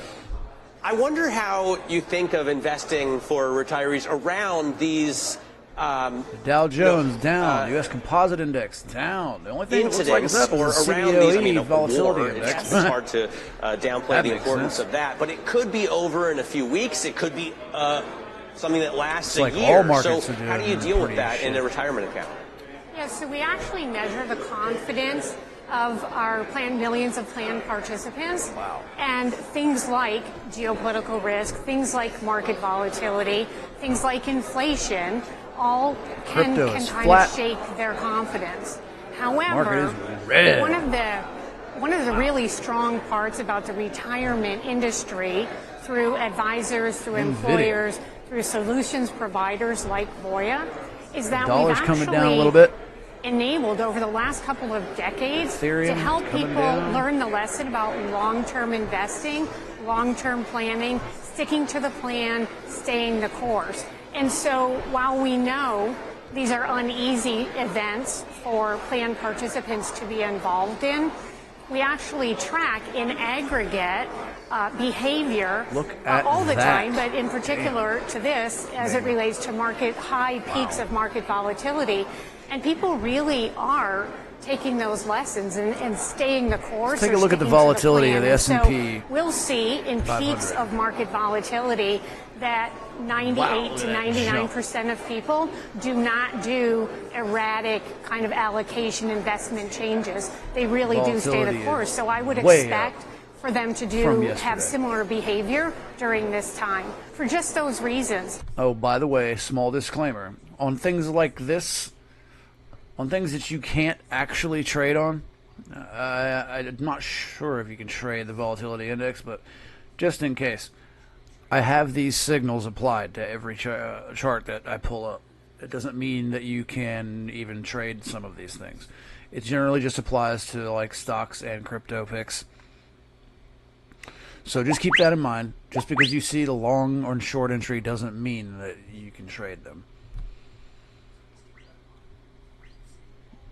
Anyway, let's go to Yahoo and see what they're saying. Still. So yes, certainly. The question is the duration of this conflict. That's going to be what impacts these prices. And what I think, Brooke, let me get over to you. What the market is also trying to figure out is what is the impact from this, oil prices, gas prices, you name it, to the U.S. consumer. Now, Best Buy and Target out with earnings this morning. Target called out an increase in sales in February. Of course, that was really before the war. I do wonder if these companies, if we're going to get a prolonged increase in gas prices, can these companies like a Target deliver on this optimistic guidance they came out with today? Yeah, I actually just jumped off a call with Best Buy CEO Corey Berry, and what she was telling me essentially was that consumers are resilient, but they are extremely choiceful. They continue to look for price points that work for them. Also, what she did mention was that they do cater to a higher income consumer who we have seen really persist and push through this uncertainty within this macro environment that we're currently facing. That threshold of above $100,000 have really been a consumer, an income cohort, customers that have really been propping up this economy. And she expects that to be the case moving forward, but they're really doubling down on affordability, on the right price points, and making sure that they have the right inventory to really meet what the consumer is willing to splurge on right now. But then you take a look over at Target, and even before the impact of this war with Iran, we're certainly seeing consumers pull back and be choiceful. We saw Target saw a sales slump of about 2.5% yet again after this now has gone on persistent for about 3.5 years. But seemingly, investors are hoping that this is sort of the bottom. Fidelki, Michael Fidelki, the CEO over at Target, who just took the helm on February 1st, is sort of positioning. I'm going to go back to what Fox Sir, Live. and I wanted to also, in regards to your comments in your opening statement, there's nothing preventing the IG from coming and briefing members of Congress, and he's free to do that. We just need to remember it's a classified document and use those protocols to ensure that it remains classified. Regarding Afghan evacuee oversight of mine, you informed my office that thousands of Afghan parolees were potential national security risk. Nearly 1,000 was reported to me on August 12th last year. What steps have you taken with the interagency partners to... What does that have to do with the price of rice? Let's go back to Bloomberg. Looks like Fox Live. Could join us here at Bloomberg Invest. Thank you so much, Amy Valancourt there, Voya Financial President of Retirement. Let's take a look at what's going on in these markets, because we're seeing really massive moves in the energy space, and those commodity moves are what's driving everything else. So right now, S&P futures down only 1.5% after closing in the cash. Sorry, not futures. S&P cash trade down 1.5% after closing higher yesterday. So we're at 67.75. The Dow off 820 points. Of course, normally we're looking at the Nasdaq or the Russell, but I just wanted to put this here because it's such a plain vanilla index. This is what people think about who aren't in the markets when they look at an event like the fourth day of a war in Iran. You see a spike in NYMEX crude right now, $77.15 a barrel, and of course Brent crude is up around 85, and the 10-year yield up 7.5 basis points. Nothing like what we've seen at the front end of the curve in the UK. Sure. A jump of 16 basis points in gilts. Yeah, but we were just talking about the end of last week that we had fallen below 4%. And here we are, now up at 4.1%.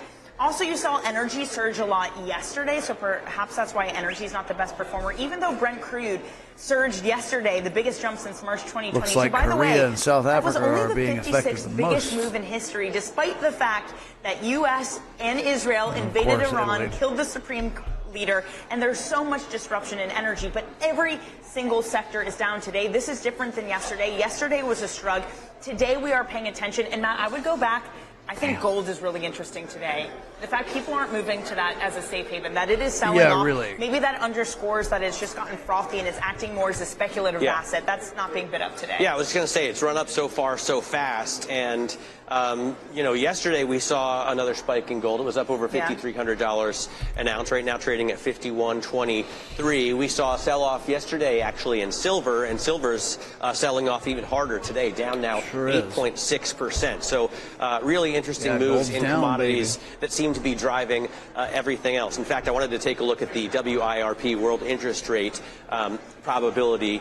You're seeing that's traders all because start the to dollar price is doing out quite well cut in rates and expected cut in rates by the Fed, but still a terminal rate at the beginning of 2027 of almost 3%, right? And we're at 3.6% right now for the March And by the way, futures. it gets even worse if you go to Europe. The ECB traders only pricing in 50% odds that they get a single, that 50% odds that they're going to see an interest rate hike. There's a lot of volatility. So the conversation in the of hikes, at least when it comes to the ECB, has become a topic of conversation again. Yeah, absolutely. All right, we're looking at tech stocks selling off as well today. NVIDIA down, for example, about 2%. We come back. Mandeep Singh joins us, Bloomberg Intelligence head of technology research, to break down what tighter U.S. chip export limits could mean for the world's largest company. This is Open Interest Live from Bloomberg Invest. All right. Does anybody have any stock picks they want me to take a look at? I would be glad to pull up whatever you put in the chat. Your department use of them. More talking with Christy Nome. Focused on the right things, you can have a $140 stock that's really not going to be very expensive. And you're right. The macro economy doesn't help them. But the truth is, there's no way Walmart loses anyway. Target has to stabilize itself. That's good enough for 50. Look, man, let's just be honest. War is a horrible thing. I don't think anybody would argue against that statement. But the fact of the matter is, you can either be a victim of it financially, or you can hedge your bets. And right now, if you're losing money, if you're suffering at the gas pump, which we're all probably about to, you should be hedging those bets. Really should. There's no reason not to. I don't care if you don't believe in this war or not. Leaving money on the table in any case. I don't care about your ideologies. I don't care how much you're against war. That's great. That's nice. It's all sweet and pretty and rainbows and butterflies. But the brutal truth is, you should be hedging against these things. Anybody with half a brain would know this. Right now, even though silver and gold could possibly come down a little bit more, ooh, look at silver taking a dump. In the long term, I do believe silver and gold are an excellent safe haven for your dollars. Because even though the dollar's performing well right now, it's not going to stay this way. The dollar's only performing well right now because of all of the volatility, and war just does this. War makes everything jump around violently.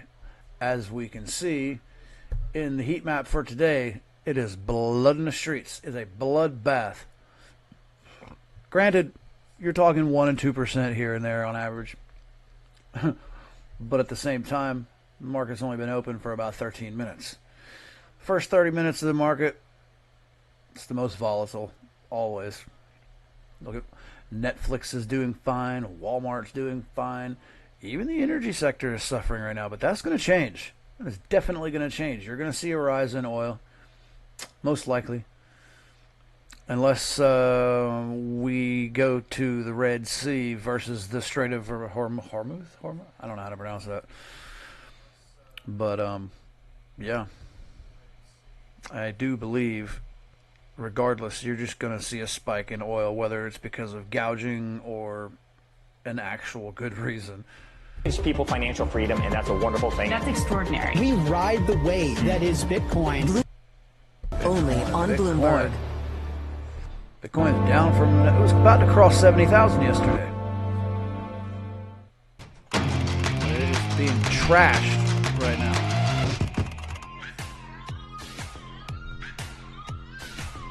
From both the U.S. and Israel that attacks on Iran We had heard from both the U.S. and Israel that attacks on Iran would ramp up and continue at pace. This just coming from a news agency that Israel has struck Iran's Assembly of Experts building while officials were meeting to elect a new supreme leader. This is according to Cod News, citing a senior official. And the sell-off continues at pace as we contemplate an escalation of war and how long this will drag on.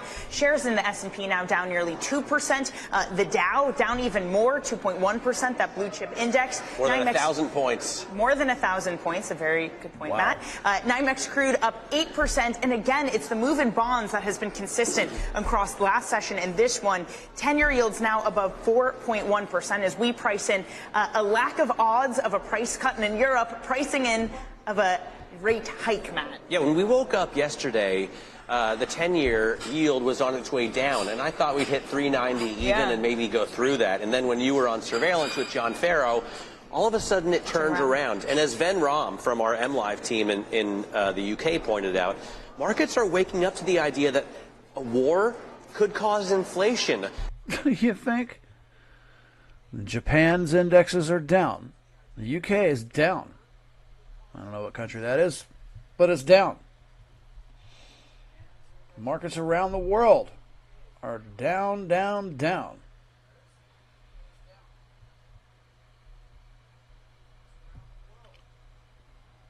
Nvidia all over the place.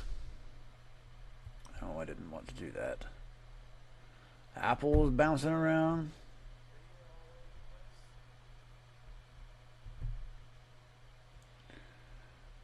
Apple's actually up a slight bit. Overall, though, there is blood in the streets.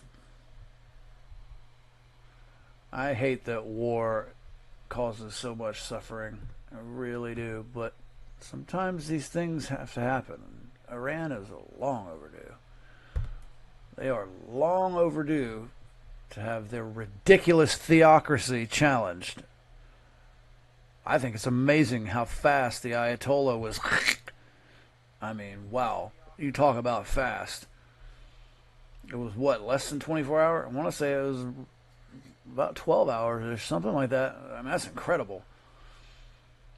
Everybody in the news is complaining about how, well, Trump was just talking about how we were negotiating with Iran and waiting to see this and waiting to see that. Seems like a good strategy to surprise, boom. But you know how the news is. They're always complaining about something. The news position is never to inform. It hasn't been for 30 or 40 years. Their job is to piss you off. That's it. If and how this changes with the U.S. that's now on a wartime footing and the Pentagon doing these types of negotiations, surely it changes the stakes, but do you think it changes how the American government interacts with these companies? I do think, I mean, when I look at, how tech has done over the years, you don't see as much sort of government driving the policy, and, that supply chain designation, supply chain risk designation is huge when you think about an American company being labeled that way. And look, a lot is evolving even amongst these companies. OpenAI getting that big investment from Amazon. So when you look at NVIDIA's prospect for next year, yes, they guided strong for 1Q, but you're talking about a changing ecosystem. You see where all of these currencies OpenAI can go start down? using more Amazon compute. What does that That's do to because the dollar is NVIDIA's demand? performing so well. At the end of the day, it's these 4 or 5 companies. You take out Anthropic, who is going to use the compute? Right? So from that perspective, it's not as if the models are all converging and Google or, a Meta can step in and start using that compute. You label Anthropic as a supply chain risk, there may not be anyone to use all the compute that is coming from NVIDIA, and that's the big risk here. Well, the thing is, though, after what we saw happen, the theater of, Anthropic versus the Pentagon and OpenAI then coming in. You know what I find funny? Here in America, we pronounce it aluminum, but English is the language of England. So when we pronounce things differently, it is us that is pronouncing them wrong. As you can see, the extra I right there, it is technically aluminium.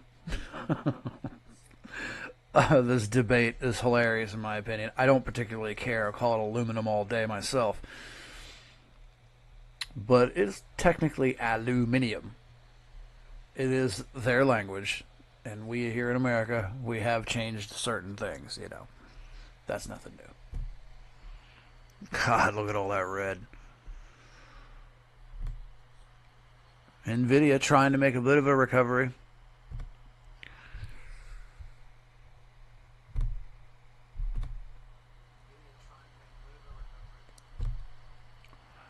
I really love TradingView. They've got so much access to so many different things in the market. I'm amazed this program doesn't crash more often with all the stuff that there is in this program. S&P 500 down 2%. The Nasdaq 100 down 2%. The Dow Jones down 2%. Nasdaq Composite down 2%. Come on. Yeah, TradingView is a complicated program, and I'm always screwing up in it. I'm not fully versed in it, so forgive me.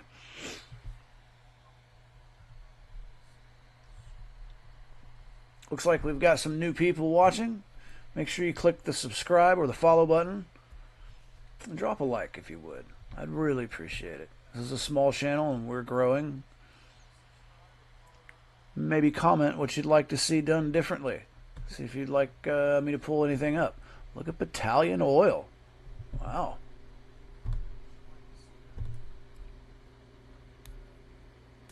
Yeah, these are going to be about the only sectors. I say sectors plural like it's more than one. Energy sector is where it's at right now. Wow.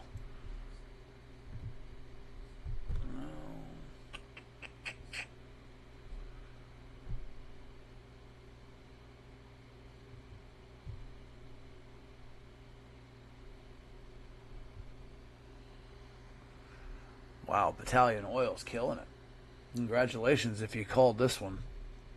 And I would just like to point out to anybody who's new here, down here at the bottom, on all of my charts, I always have RSI down here. Usually some charts, they have different things down here. A lot of times it's just volume or it's a flow chart of some sort. I keep RSI down here, Relative Strength Index. And basically what that says is basically a throttle, right? Right around the 60 to 80 mark, whenever you see the RSI going into the 60 to 80 range, purple being current, yellow being average, between 60 and 80 is when you see jumps like this.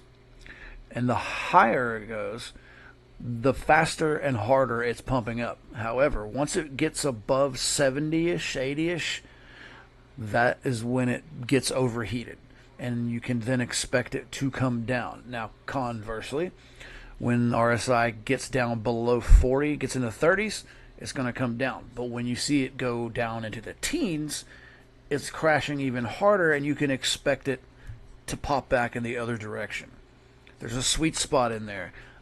Around 65-ish, that's a good place for sustainability. Any kind of runs that you're seeing, that 65 mark-ish is around that area. That's a good signal that it's going to be sustainable growth.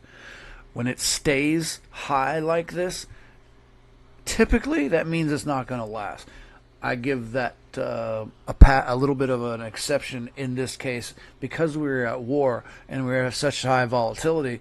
You're going to see things like oil run up hard and fast for a while. So I would say right now, Battalion Oil is still a good buy, even though it's way up from the beginning of the day. Wow. That is up. Wow. That's up a damn bit. Incredible. Okay. Nvidia, still the highest in volume. That's to be expected from the world's most valuable company. sitting at almost $5 trillion in total market cap. And if you don't know what market cap is, you should really brush up. Market cap is your total value of the stocks. All the stocks that exist, add them all up, that's your market cap. Mobix Labs. Let's see what these guys are doing. This is going to be hilarious. Wow. Just bang! You see where the RSI shot way up? Like it's off the scale here. Look at that. All the way up to 98. But what did I just say? It runs hot like that, it's about to come down. It popped all the way up to 53. Now it's back down to 41. Damn. Still up 136%. Mobix Labs. That's pretty incredible. Yeah, it's tipped back up, but it's stayed above 75. That's some high volatility. I'm not sure that this is going to sustain itself for long. I could be wrong. This is not 100%. Like, this is just a predictive thing. It's not guaranteed. If it were guaranteed, everybody'd be using it, and everybody'd be rich. And then the dollar would be worth nothing. Did you ever see, what was that movie? Bruce Almighty, where everybody won the lottery, and all they won was $15. I'll give you another example of the same thing. You ever hear about these asteroids that they say they're out there that could make everybody on Earth trillionaires if they brought... No. It's not how that works. I don't care if you have a ball of silver the size of Earth. If we somehow managed to bring it here, the price of silver would plummet because it's largely based on supply and demand. And since the supply would be ridiculous, demand would drop. So would the price. The value would go to damn near nothing. So just because you have a lot of something and more availability doesn't necessarily mean everybody's going to get rich. It's not how that works. If everybody won the lottery, nobody would win. You know what I mean? That's just the way those things work. You can apply that logic to many things. All right, so the biggest winners of the day, Battalion Oil, up 130%. And then we've got Ziff Davis, whatever they are, Adiza Biotech, Texon Holding, Contour Brands, TMD Energy. If you notice, what do all these things have in common? Energy. The biggest loser, Biopharma. Wow, let's check them out. Theravance Biopharma, huh?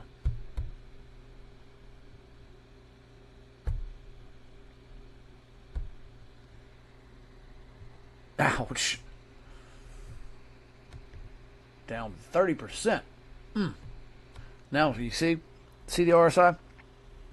It plummeted way down here into the single digits. That's why that happened. It popped back up, but it wasn't enough. It's still coming down. The average is staying right around the 30 mark. You can pretty much say that that's going to cause the trend to stay relatively the same. You know, once these two lines get closer together, then you'll see a bit of a reversal. But until then, it's sucking it. MongoDB down 26%. Nuvation Bio, Thread up, Power Solutions, Life 360. Biggest losers.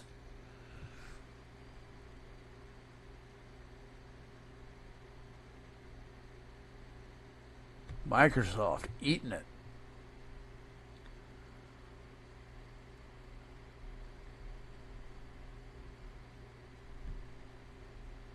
I think that's a largely, well, I wouldn't say, I don't know how much it really weighs, but Bill Gates has been in the news lately, and it hasn't been good.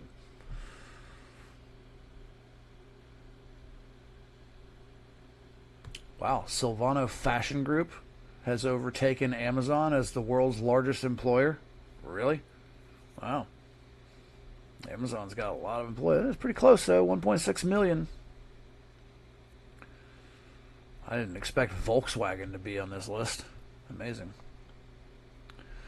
Saudi Arabian oil company, up 2%. Imagine that. Well, up 2% in their price, yeah.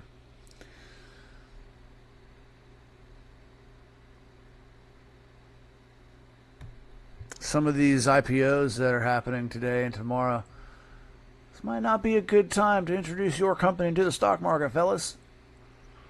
Riva Diamond Jewelry. Ugh. Things like that suffer the most during wartime. Nobody cares about diamonds. Investors do, but you're not going to see very many people, going to the jewelry stores and buying jewelry when things like war break out. But, the dollar is doing excellent. Just look at that. Dollar's doing great. Generally speaking, that usually means everybody's doing well financially. Believe me, though, this is temporary. The price of oil probably will run up. So will the prices of gas at the gas pump. That's to be expected. And as far as I'm concerned, what the people of Iran are getting out of it, I'm sorry, but I think it's worth it. I will happily pay a little extra at the pump if it means that the people of Iran can be free from the theocratic nonsense regime they've been under for the last 40 years. Just Google images of Iran from the 70s. They look a lot like America did.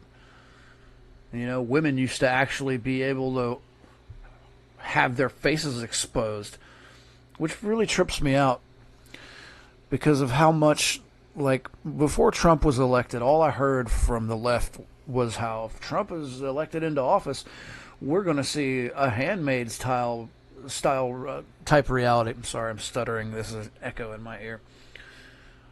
But, yeah, these are the things Democrats have typically, historically, been against, and rightfully so.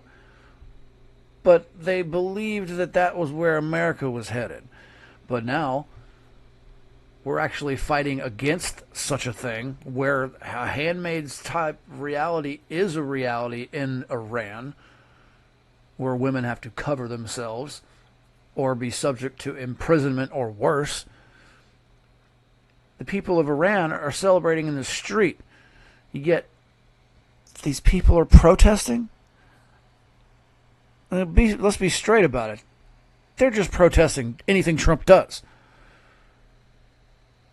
It doesn't matter what he does, even if it's good, even if he cured cancer. I genuinely believe people will be pushing back against it. I say people. I mean Democrats. I try and stay middle of the road as possible, and I've always been right down the middle because there are things on the left that I agree with and things on the right that I agree with. There are things on the left I definitely disagree with, and there's things on the right that I definitely disagree with. But in America's political climate lately, staying in the middle doesn't always translate to being in the middle to some people. You make one talking point of one side, and the other side assumes that you believe everything else that side believes, which is ridiculous to me.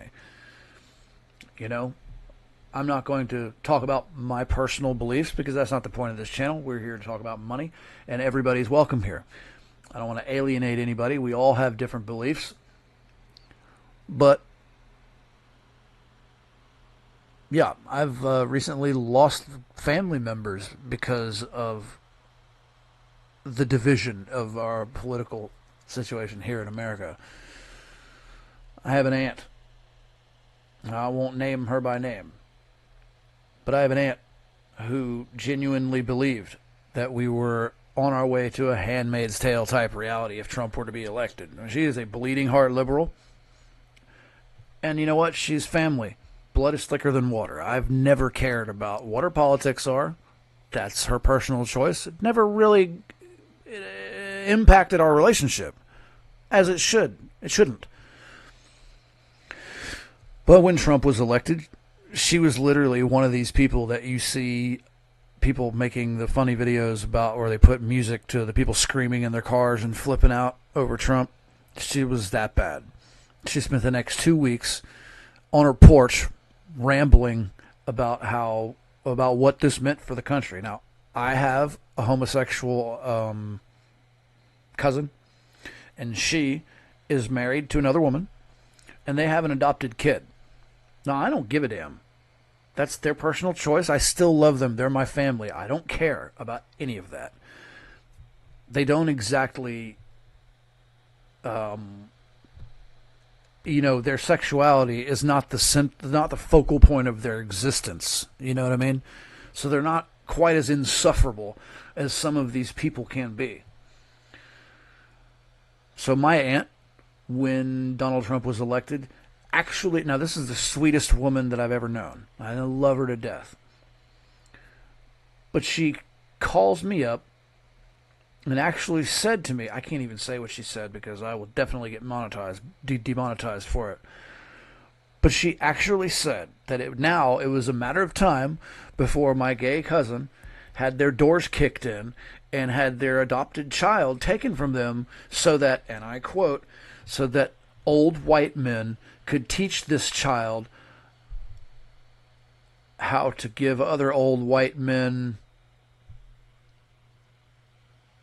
Like, how ridiculous. What's the most ridiculous thing you can say? Ding, ding, ding, ding, ding, you win.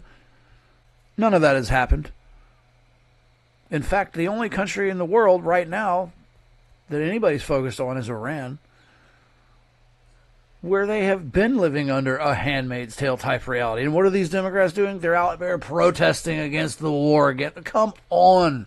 Like, I understand the humanitarian side of things. I understand war is horrible. I understand that they believe they're fighting for a good cause and standing up for human rights. And okay, great. That's fine. But have a little perspective. Understand what you're fighting against. It is a good thing that the Ayatollah is. It is a good thing. Get on the right side of history, man. Nobody in the past, presidents, have had the balls to attack Iran. Why? Because they're best friends with China and Russia, the two biggest superpowers aside from America. And everybody's been too scared to attack Iran like they need because of fear of retaliation, because if China or Russia decided to jump in and help them, that would be a dangerous situation for America. Let's just be real. So while it's quite ballsy and very risky for Trump to do what he has done, ultimately, for the people of Iran, it is a good thing all day long. And I will make that statement to anybody who wants or doesn't want to hear it. Tough titty. But the fact that these people are actually out there protesting. Read the room, man. The people of Iran are celebrating. Oh, yeah. Did you see NBC got busted lying? Imagine that. They posted a video on Facebook. Granted, Facebook is not a good place to get your news at all. Because, see, they can post lies on social media and get away with it because social media platforms are not classified as a place where they could get in trouble for lying. So they can get away with it on places like Facebook or Instagram or X. Anyway, they posted an old video of Soleimani's funeral from 2020. And it showed people mourning and crying in the streets. And they captioned it with the Iranian people mourning the loss of the supreme leader, Ayatollah Ali, whatever. Just straight up lied. And then the post magically vanished. Go figure. Anyway, before it vanished, I managed to capture it, and I put it in a video that you can find if you really want to go see it.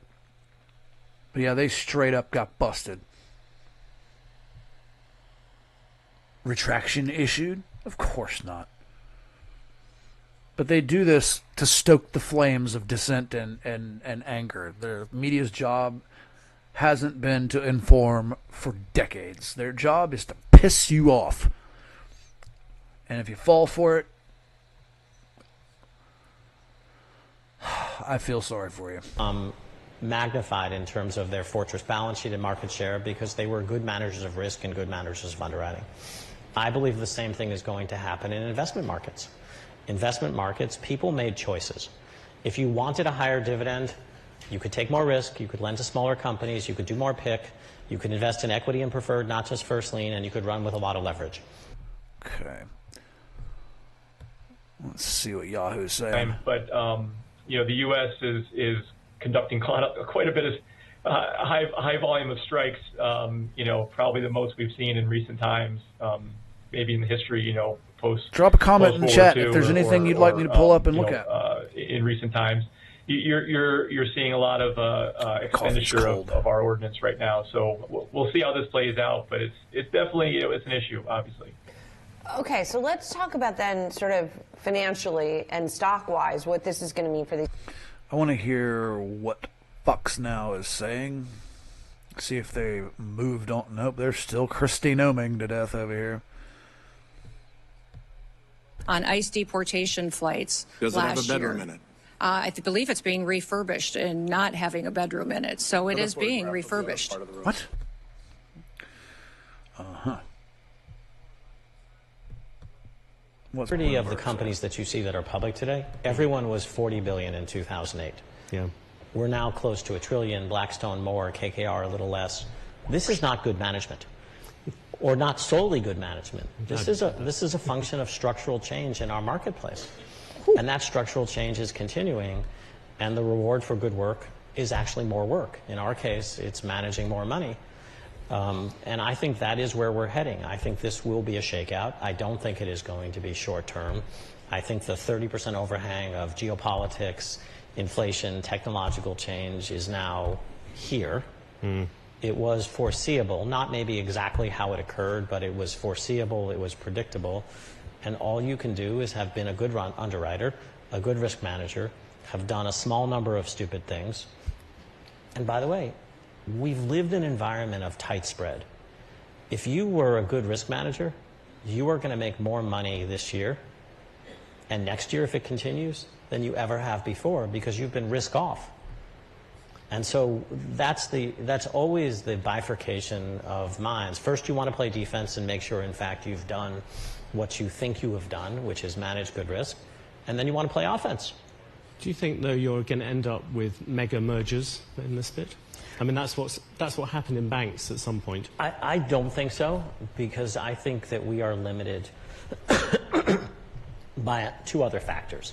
I think our business is will not in the long term be limited by capital raising. It will be limited by our capacity to find good investments and by culture. So unlike a public asset manager who can buy anything any day, we can only grow as fast as we can originate good risk. We actually create. And therefore, if we grow too fast, we start commoditizing our business because we're forced to take. These are crude oil futures you're looking at right now. And so judging our industry should be judged by our capacity to originate good investments, not by our capacity to raise money. I will gladly pay a little bit extra at the pump. The second piece of this, and they're directly related, is culture. We are, at the end of the people day, of Iran finally being liberated from whether our peers say this or not, they are origination-driven organizations. Garbage government. Often we're doing the first of everything. It's very hard to feed the first of everything into a model and get the right answer. We will be more efficient because it will not. We will not ignore us technological change, but the ability to attract the best people, have them want to come to work, have them spend their whole careers at Apollo, is the primary job that I have. On that, it strikes me, if you look at all the things we've talked about, you're lending money, you're trading private credit assets, we just saw the headline up there, you're building a kind of retail business. At some point, you begin to look very like a bank, with the one exception that you're not taking deposits. Is that really what it's coming down to in the end? Not really. I mean, what you look at is a bank works with a government guarantee. They take deposits. Yes, they do maturity transformation, and they primarily make money from the capacity of their own balance sheet. We do 2 or 3 different things. One is we don't take deposits. We don't have a government guarantee. but we originated investments and we distribute them. And for a small portion of the investments, generally, as I say sometimes, 25% of everything and 100% of nothing, we keep on our balance sheet to match with our retirement obligations. Banks do a lot of those sort of things. They will originate loans and then distribute them. It's not that different. I'll make the comparison slightly differently for you. If you're a public asset manager, you come in every day and you make a decision to buy something, and then you distribute it amongst the accounts that you manage, and then you go home. We kind of do the same thing, except we don't get to buy something in the public market. We have to go find it in the private market. We structure it, we originate it, we distribute it amongst the accounts that we manage, and then we go home. And so everyone in the financial market, if you're not solely a trader, you're an investor. That's what we are at the end of the day. And in the broadest sense, if you think about the drivers of our business today, there are two drivers of our business. One, global retirement crisis. Everywhere in the world, we are short retirement income. Guaranteed lifetime income, retirement income, is a fixed income obligation. On the one hand, we need to produce retirement income. On the other hand, we have this global industrial renaissance primarily taking place amongst investment grade companies, and we find ourselves in the middle. We originate risk, we put some of it on our insurance company balance sheet, and we distribute the rest to investors and source it for them without maturity transformation, without government guarantees. And I believe we are playing a more important and a different role than most people perceive. And it's not just Apollo. This is the private market firms who have gotten to be size. You don't get to be sizable in the deal business. The deal business can only get so big. You have to serve some fundamental public good. Otherwise, you don't get to be big. You talked about culture, and as you know, Apollo's been drawn into the Epstein thing because your fellow founder, Leon Black, who left in 2021, was part of it. Apollo's done an investigation, said everything was to do with him. And I'm sure this eats up a lot of your time. But just as a sort of general question for you, well, a strange one. If you look back at that whole period, regardless of individual meetings and things, when you look back, now looking at it, what would you have done differently, other than perhaps not having had Leon as a partner? Look, Leon made his own decisions, and I will not do that. But the answer is nothing. This is, whether through good judgment or good fortune, this is not someone I built a personal or business relationship with. It's not someone that Apollo did business with. If a relationship is, one meeting over 20 years and a couple of unreturned emails, then that's a relationship. But other than he was Leon's tax advisor, we ran a partnership, not a company back then. Leon's tax position was relevant to my tax position. Other than that, I'm very sorry, and I didn't see what Jeff was doing. Me, I didn't like him for my own reasons. He wasted my time. But now it does occupy time and questions as well. Even from the grave, he's wasting my time. Mark Rowan, thank you very, very much for talking to us. Thank you. Thank you for having me. Thank you. All right, that was Apollo CEO Mark Rowan speaking with the Bloomberg's news editor, Mr. Micklethwaite, from the Bloomberg Invest Conference in Lower Manhattan. A fascinating conversation about private investing across private equity, private credit, and maybe somewhere where the risks and the opportunities are. But certainly Mark Rowan at Apollo, one of the biggest alternative asset managers out there in the business. Right now, let's get a little bit of a reset on this market, and it remains challenging. Alexis Christophers joins us with a Bloomberg Business Flash. Yeah, that's a word for it. And this Bloomberg Business Flash is brought to you by IBKR. Financial advisors switch to Interactive Brokers for lowest cost global trading and turnkey custody solutions. No ticket charges and no conflicts of your interest. Learn more at ibkr.com/RIA. Markets from stocks to bonds to crypto all taking a major hit today as the Mideast conflict widens. At the same time, we have oil prices pushing higher. Let's start with equities. We've We've got the S&P 500 down 158 points at 6724. Dow Jones Industrial Average now down nearly 1,200 points, a loss of about 2.5% at 47,712. Wow. NASDAQ 100 now down nearly 600 points, a loss there of 2.33% at 24,396. The Dow, by the way, is on track for its biggest one-day slide since April. That's when the markets were sent into a tailspin after President Trump imposed those tariffs. The ongoing conflict in the Middle East is denting the appetite for risk, and so we have Bitcoin down 4% at 66,604. The Bloomberg Dollar Spot Index 1469 now up 1.25%, and oil prices surging right along with diesel and gasoline futures. Brent crude at $83.70 the barrel, WTI at $77 the barrel. All of this, of course, could lead to higher prices at the gas pump and higher overall inflation. A couple of stocks bucking the downward trend. Target is higher after the big box retailer forecasts better than expected profit for the year. Target up nearly 3%. Best Buy rallying nearly 5.5%. Quarterly sales and outlook disappointed, but its earnings for last quarter came in stronger than expected. And shares of Pinterest up 5% after Elliott Investment Management made $1 billion investment in the social media company. To recap, the Dow Jones Industrial Average now down 1,212 points. That's your Bloomberg Business Flash. Paul and Isabel. All right, Alex. All right, guys, I'm about to take a smoke break. We are almost an hour into the market opening. I'm leaving on the screen these energy futures and agricultural futures and then metals futures, just so you can see, excuse me, you can see all of these at the same time. Let's recap real quick, though. Silver making a bit of a recovery. I do believe that's going to be short-lived. Gold spot price is coming down from where it was yesterday. Bitcoin is still running a little sideways after reaching almost 70 grand yesterday. The dollar, killing it. The dollar's doing excellent. The volatility index, look at this nut madness right here. That is extreme volatility in the markets. Everything is down for the last hour at least. Let's put this on the day. It's still red everywhere. How's Verizon green? Crypto heat map in the last hour. Wow, I never see it right on a zero. Let's give it 24 hours. It's down to the last 24 hours, down to the last 4 hours. Just about everything is down. Apple, however, is up 0.25%. Nvidia not doing so pretty. Crude oil futures. This is one you might want to get into. Not financial advice.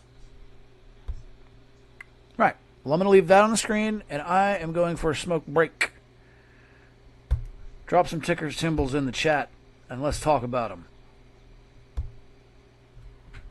I shall return. I'm going to leave Bloomberg on here. The American-Israeli view is basically no enrichment, no ballistic missile systems, you know, a kind of conquered Iran. And it's hard to see anyone in Iran heat up my coffee, too, because it is stone cold. They're looking for a kind of Venezuela model here, a Delcy Rodriguez equivalent. Don't go anywhere. But Don't touch it's a that very dial. different situation. So I don't know. I mean, that is the hope, and I have no idea how legitimate a hope it is.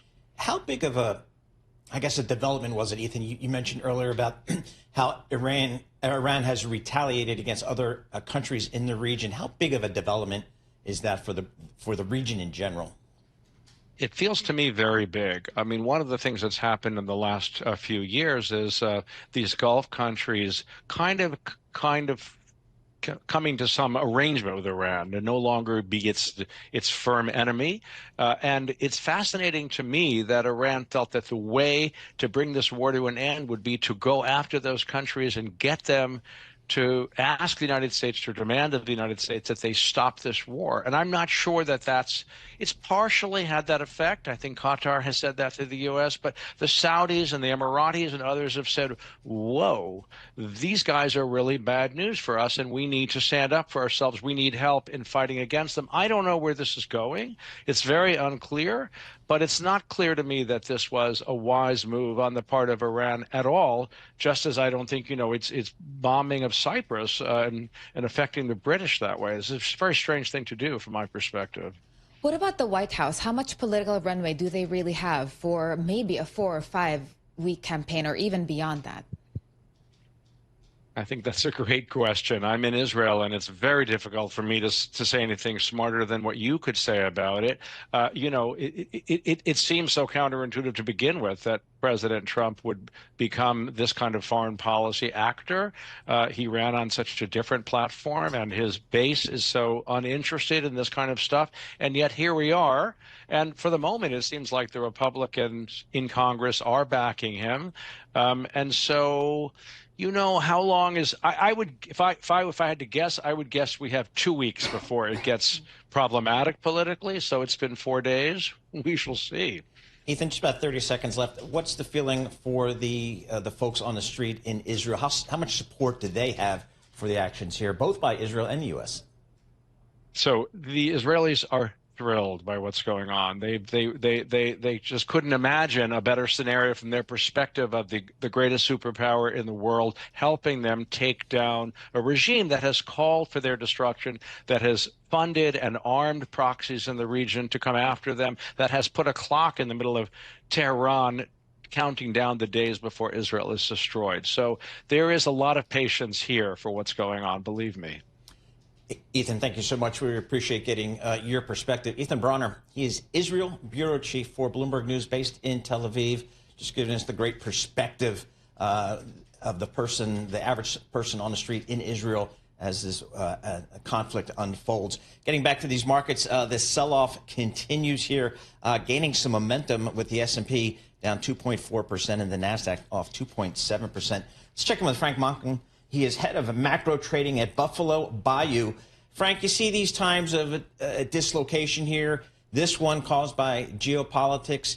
A year ago, almost to the month, we saw this from some of the trade policy here.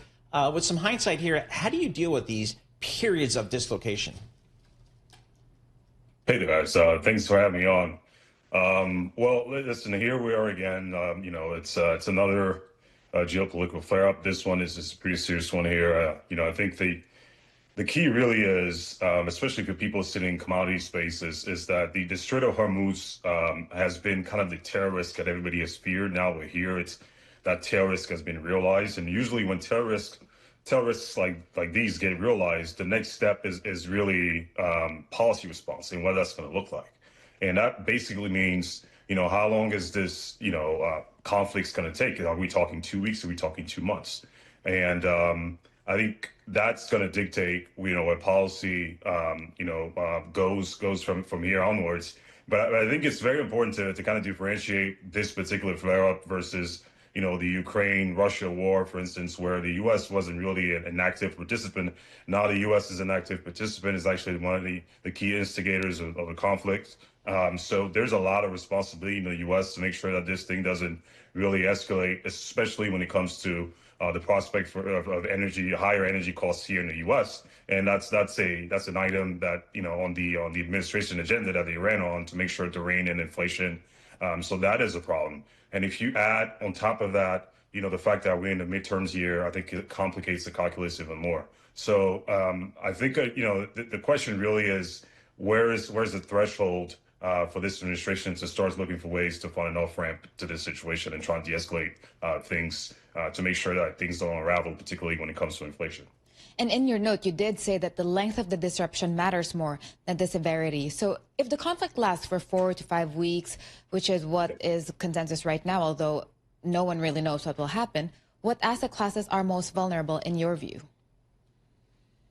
Well, yeah, that's exactly that. I think these conflicts, when you get a spike like this, if it's temporary, 2 to 4 weeks is fine. But when we start getting into, month and a half to 2 months, that's really when, you're seeing sort of the reaction functions really getting really convex, meaning that they're not linear, right? If now we're seeing a bit of jitters, some jitters in the rates market, for instance, with a 10-year, backing up about, 15 basis points since the weekend. But if we start getting out to 6 to 8 weeks, and we're still in the status quo in terms of, you know, more infrastructure assets, you know, more energy infrastructure being hit out in the Middle East, you can really see a convexity move in rates and clearly equities. I think, you know, we've seen some of the vulnerability around equities even prior to this. And when bond volatility spikes, it tends to lead equities volatility. So I think the concerns around the equities market, to me, if we see a shallow crisis here, I think the equity market gets bought. But the real question is whether we're going to see escape volatility in bonds, and that could be very problematic for equities over the next couple of weeks. Alex, about 30 seconds. About 30 seconds left here. What do you think how do you think the Fed views this right now?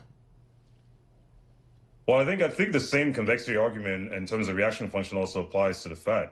You know, right now, you know, the swaps market is clearly making up its mind here. You know, we went from, you know, 2.5 cuts being priced in between now and the balance of 2026 to now 1.5 cuts. And I think it's justified. You know, you're seeing PCE now still north of, you know, right around 3%, clearly above the Fed target. You know, you got a PPI number last week, that was also, you know, above consensus. So if you're going to add, you know, a spike in energy costs in addition to the stimulus package that we're expecting from the fiscal and monetary, I think it's just, you know, makes for a cocktail that the Fed is going to have to respect and probably recalibrate monetary policy.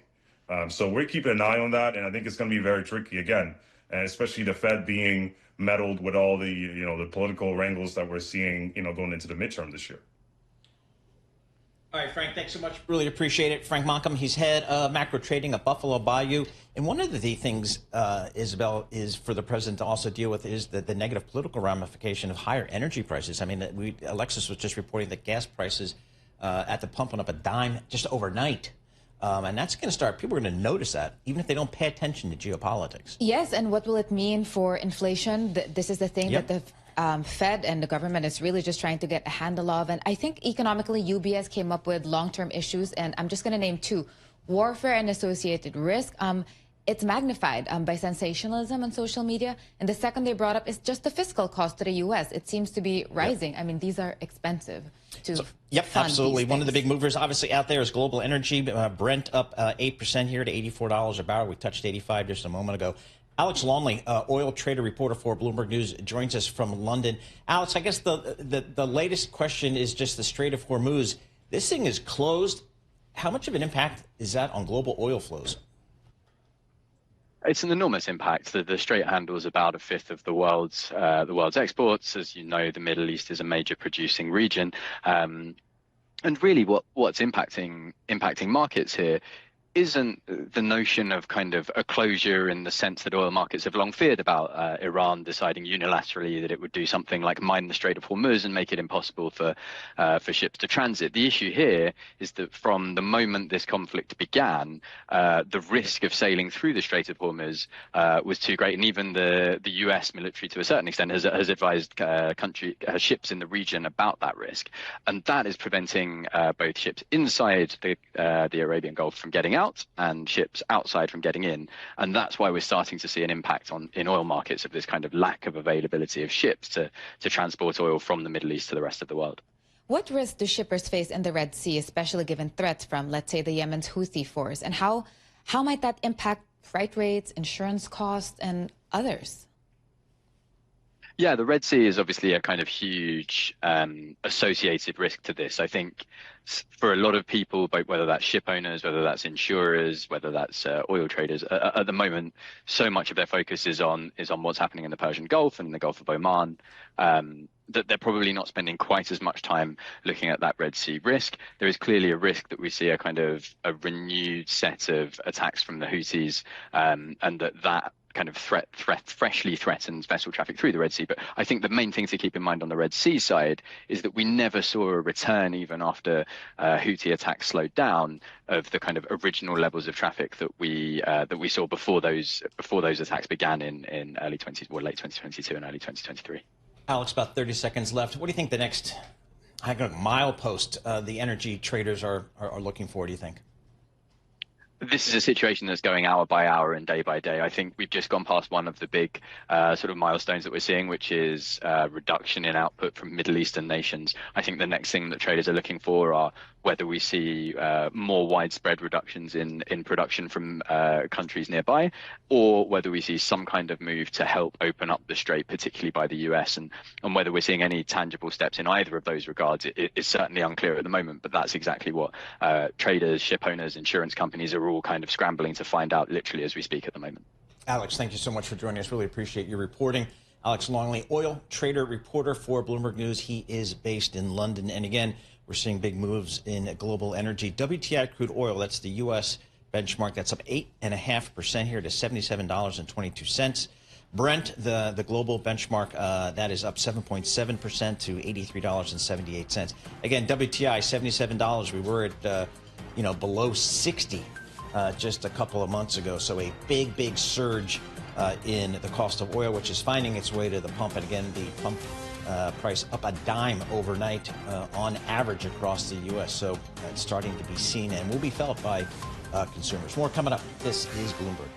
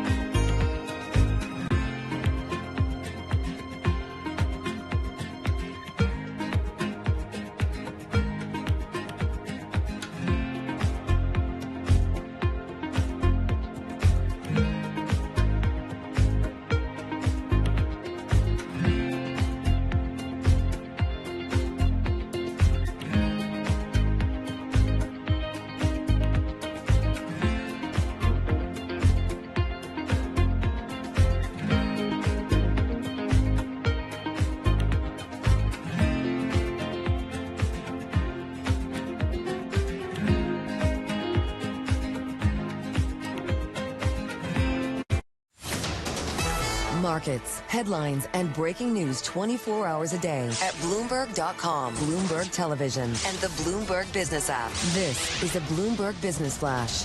10:40 on Wall Street. I'm Alexis Christophorous from the Bloomberg Interactive Brokers studio. Stocks, bonds, and crypto all taking it on the chin. Wall Street worries the conflict in the Middle East will drag on, disrupting oil supply and sending inflation higher. The Dow Jones Industrial Average now down 1,143 points at 47,776.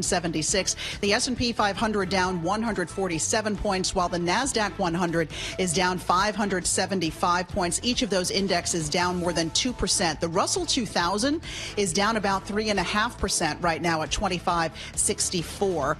Elsewhere, the Bloomberg Dollar Spot Index 1206.78. Brent crude at 83.80 the barrel. WTI crude 77.15 the barrel. And Bitcoin is down 2.5% at 67,645. Spot gold slipping nearly 5% now at $5,066 the ounce. In stock news, Paramount Skydance sliding 7.5%. Its debt was cut to junk by Fitch after it merges with Warner Brothers Discovery. The combined company will have a $79 billion debt load. It also plans to combine the Paramount Plus and HBO Max streaming services into a single platform. And shares of the database software company MongoDB sliding 24% after its full-year outlook disappointed.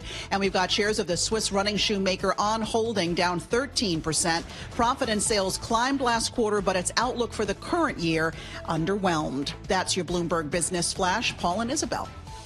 All right, thank you very much, Alexa. We appreciate that. Isabel Lee sitting in for Scarlett Fu, and I'm Paul Sweeney. We're live here in our Bloomberg Interactive Brokers studio in New York City, and we're streaming live on YouTube. Head over to youtube.com, search Bloomberg Podcast, and we're also on Bloomberg.com/video.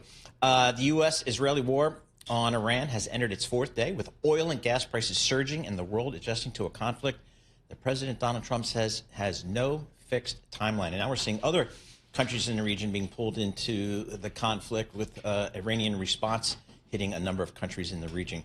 Our next guest has 20 years of experience working in the Middle East through various forms of the U.S. government and private practice. Kirsten Fontenrose joins us here, Senior Fellow at the Atlantic Council, joining us via Zoom from Washington, D.C. Kirsten, what do you make of the U.S. action against Iran here, just from your experience in the State Department and other areas?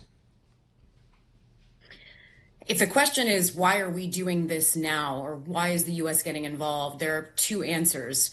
One is that during the talks that people were tracking on the nuclear file, the U.S. team assessed that Iran was not actually making concessions. We heard encouraging things about movement being made, but the reality is what Iran was offering was not to enrich uranium for 3 years. This time period is what the International Atomic Energy Agency, the IAEA, told us same time frame it would take Iran to restore their uranium enrichment if no restrictions were placed on it. So the U.S. team said, Iran is just toying with us. This is the same delay diplomacy they've been displaying for several U.S. administrations. This is a problem. Back in D.C., the military and the National Security Council and the president and her team said, when the regime revealed this, that they were not willing to truly make concessions on the nuclear file or on their missile file, even though the U.S. had a massive military buildup on their shores, it caused the U.S. administration to say they intend to build out both programs to the point where the international community would lose any leverage to negotiate with them. They would either build up their nuclear program to the extent that you could no longer safely go after their missile program kinetically, or they would build up their missile program to the extent that it made it too risky to destroy any of their nuclear facilities. So if the current threat on their borders was not enough, nothing would be. And therefore, the time was now or never. The other pressure that was in was the U.S. got signals from Israel that they were going to strike potentially unilaterally because of their own feeling of this being a small window of opportunity and it being an existential threat. The U.S. knew that that would mean that the U.S. would be receiving attacks. Our bases would be on the receiving end because the Iranian regime had made it clear that any strike by Israel would also be considered a strike by the U.S. So combine those, then sprinkle in intelligence that told us that there would be clustered meetings of senior Iranian leadership, almost too good to be true, and you wound up with the recipe for strikes when they happened. So with Iran signaling readiness for a long war, where does that leave the U.S. when it comes to reshaping their strategy? We have some people saying it'll be 3, 4, 5 weeks. It's not really a reshaping, Right. however. We're back. The U.S. battle plan has been laid. You know, these contingencies have been on the shelf for quite some time, and of course they've been updated, massively updated. But the intent is to wipe out the military, wipe out the Navy, and prevent Iran from having a nuclear weapon, and create a pathway for the Iranian people to govern themselves, to decide whether they want that to be someone new or to be levels 3 or 4 down within the regime. It's on them. But this kind of operation to destroy an entire military, an entire Navy, including underwater assets, all the ships, all the bases, any missile facilities, drone facilities, factories, manufacturing, stockpiles, the like. It takes some time. So the US and Israel started with those air defenses that would prevent Iran from being able to guard against these kinds of strikes. And it went then to long range, medium range ballistic missiles, things that would threaten our bases and Israel. And it's moving on then to leadership, to things like the short-range ballistic missiles that Iran barely touched in the June war, and is what we're seeing them fire along with drones onto their Gulf neighbors now. So there's kind of a tiered hierarchy of places that were first priority to hit and now moving down. But the U.S. operations won't finish until they hit all of their high-value target list. Some of those being individuals, but mostly being regime assets, the ways they exert control. So, given your experience here, Kirsten, is this something that can be achieved in the space of 4 to 5 weeks, as President Trump was suggesting, or could it go perhaps even longer? It depends. Well, on we got rid of the Iran's supreme air leader defenses, in which less than right now 24 is hours. essentially I don't know. It and seems then pretty on intelligence, decisive to because me. We know Iran moves things around. So right now, satellite imagery, for instance, is helping our jets that are doing launcher hunting. They're literally scanning the air to look for launchers being moved from the places where they are secretly stored to the places where they are intended to launch, taking them out that way. How many of the stockpiles underground can we reach? Is the leadership on that list moving around? Do we know where they are?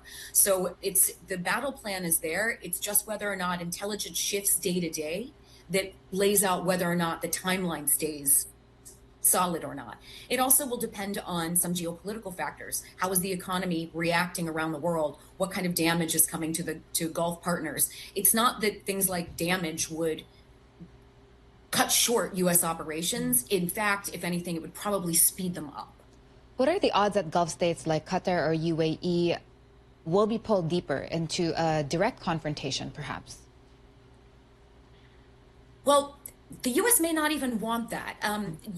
These Gulf states have a lot of assets. They have standoff weaponry, they have great air defenses that the U.S. is interoperable I'm with. over with. But you don't want to clutter the airspace. You don't want more.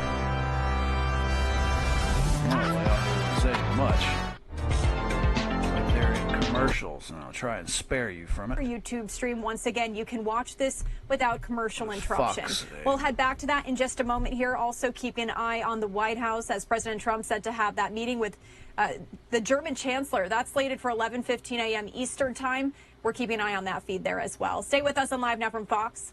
Much more to come. We'll be right back. More commercials. I guess we're going back to Bloomberg. In anything offensive, let's really watch your defenses and make sure they're being well strategically expended.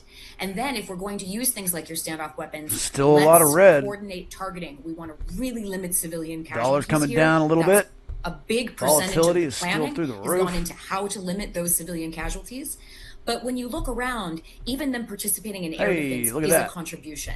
And now that you have Bitcoin their popping up a little civilians bit. being hit, they're much more likely to say we would like to participate on Gold the is offensive down. side. You saw Silver Qatar already take down making a jet good comeback. fighters. That's more than just turning That's on nice. a jammer, for instance. NVIDIA. And now that Saudi has had Just eating it. embassies hit in their capital, they're rethinking. The Saudis Crude prior oil to futures. any engagement message to the You can Iranians expect very this to clearly, keep we're going not back allowing up. the U.S. to use this as a base for launches. But if you do anything that strikes civilian architecture, we will consider it an act of war, and everything's on the table then. All right. So we could be seeing the Gulf being drawn in. All right, Kirsten, thank you so much. We really appreciate it. Kirsten Fontenrose, Senior Fellow at the Atlantic Council, giving us her latest perspective on what we're seeing in the Middle East, which is widening out. We're seeing that in the market with the S&P down 2.25% and the NASDAQ off 2.4%. Oil significantly higher. This is Yeah. Imagine that.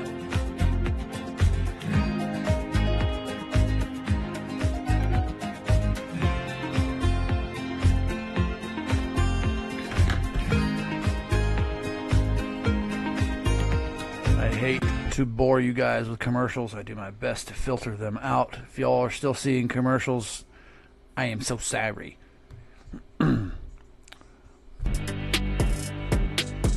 Fox still saying we'll be right back.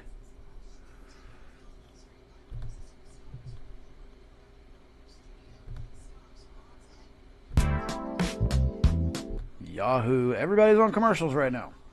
Okay. Well, let's go back to the markets here. Energy futures are up, baby. Crude oil, the clear winner. Natural gas doing pretty good too.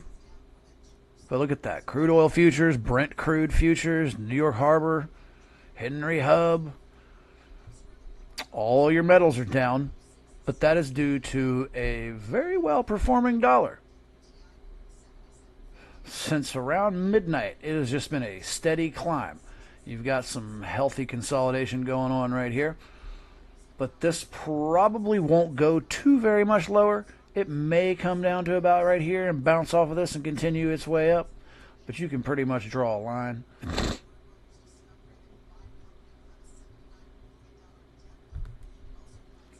Crude oil futures are looking really good. Let's see what that 1 minute's doing. These are always entertaining to me. You know, on the 1 minute, it's pretty sideways. The 15-minute, look at that. Every candle is 15 minutes. Look at this right here.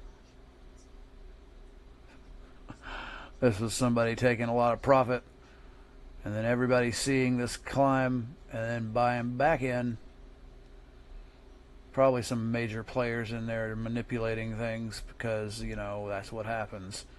You can guarantee that there's a lot of people in power right now capitalizing on this war as best they can. I mean, that's the way of the world. If you and I had access to the information they had access to, we'd all be rich.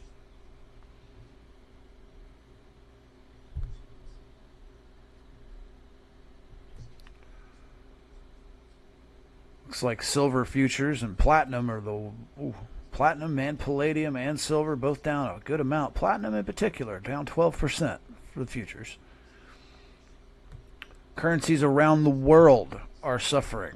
This is the various currencies against the dollar. Being that the dollar is performing, it is outperforming almost every currency in the world. That's what that negative implies. And that's because of our climbing dollar. I mean, you know, what's behind that? War. Our economy, well, our dollar, it's not backed by gold anymore. Well, what's it backed by? It's backed by the military-industrial complex. Our dollar is backed by war. We go to war, we get rich. That's been the motivation for a lot of wars in the past. Here lately, though, war with Iran. I have to say, if there's ever a country that needed to be bombed back into the Stone Age, it's Iran. The leadership, not the people. I fear for the people. But as you've seen, as well as I have in the news, people are celebrating in the streets. Don't let these other media sources lie to you. By and large, the people of Iran are happy, and they are praising the hell out of Trump. Let's see what Yahoo is saying here. Double, it's moving higher, and based upon what we saw on Monday's close, as you can see here, Costco's price was about $5,400, and that compares to the spot price that we do see on Yahoo Finance of about $5,300. And a bit of a premium. And is this like a loss leader for that? I mean, that said, it's not like they're making a huge amount of money on these things. This is a very low profit for Costco. Right. It's like the very high end. All right. Well, that's going to do it for me, guys. If anybody has anything, feel free to drop it in the chat. But we're looking kind of vacant right now. So I appreciate you coming in and checking out stocks with me. I hope somebody out there is making a little bit of money. These are troubling times. Anyway, drop a comment, drop a like, make sure you're subscribed, hit that follow button if you're on Rumble, hit that subscribe button if you're on YouTube. Give me a like if you would. I'd appreciate it. It would really help this channel grow. That's going to do it, guys. Peace, love.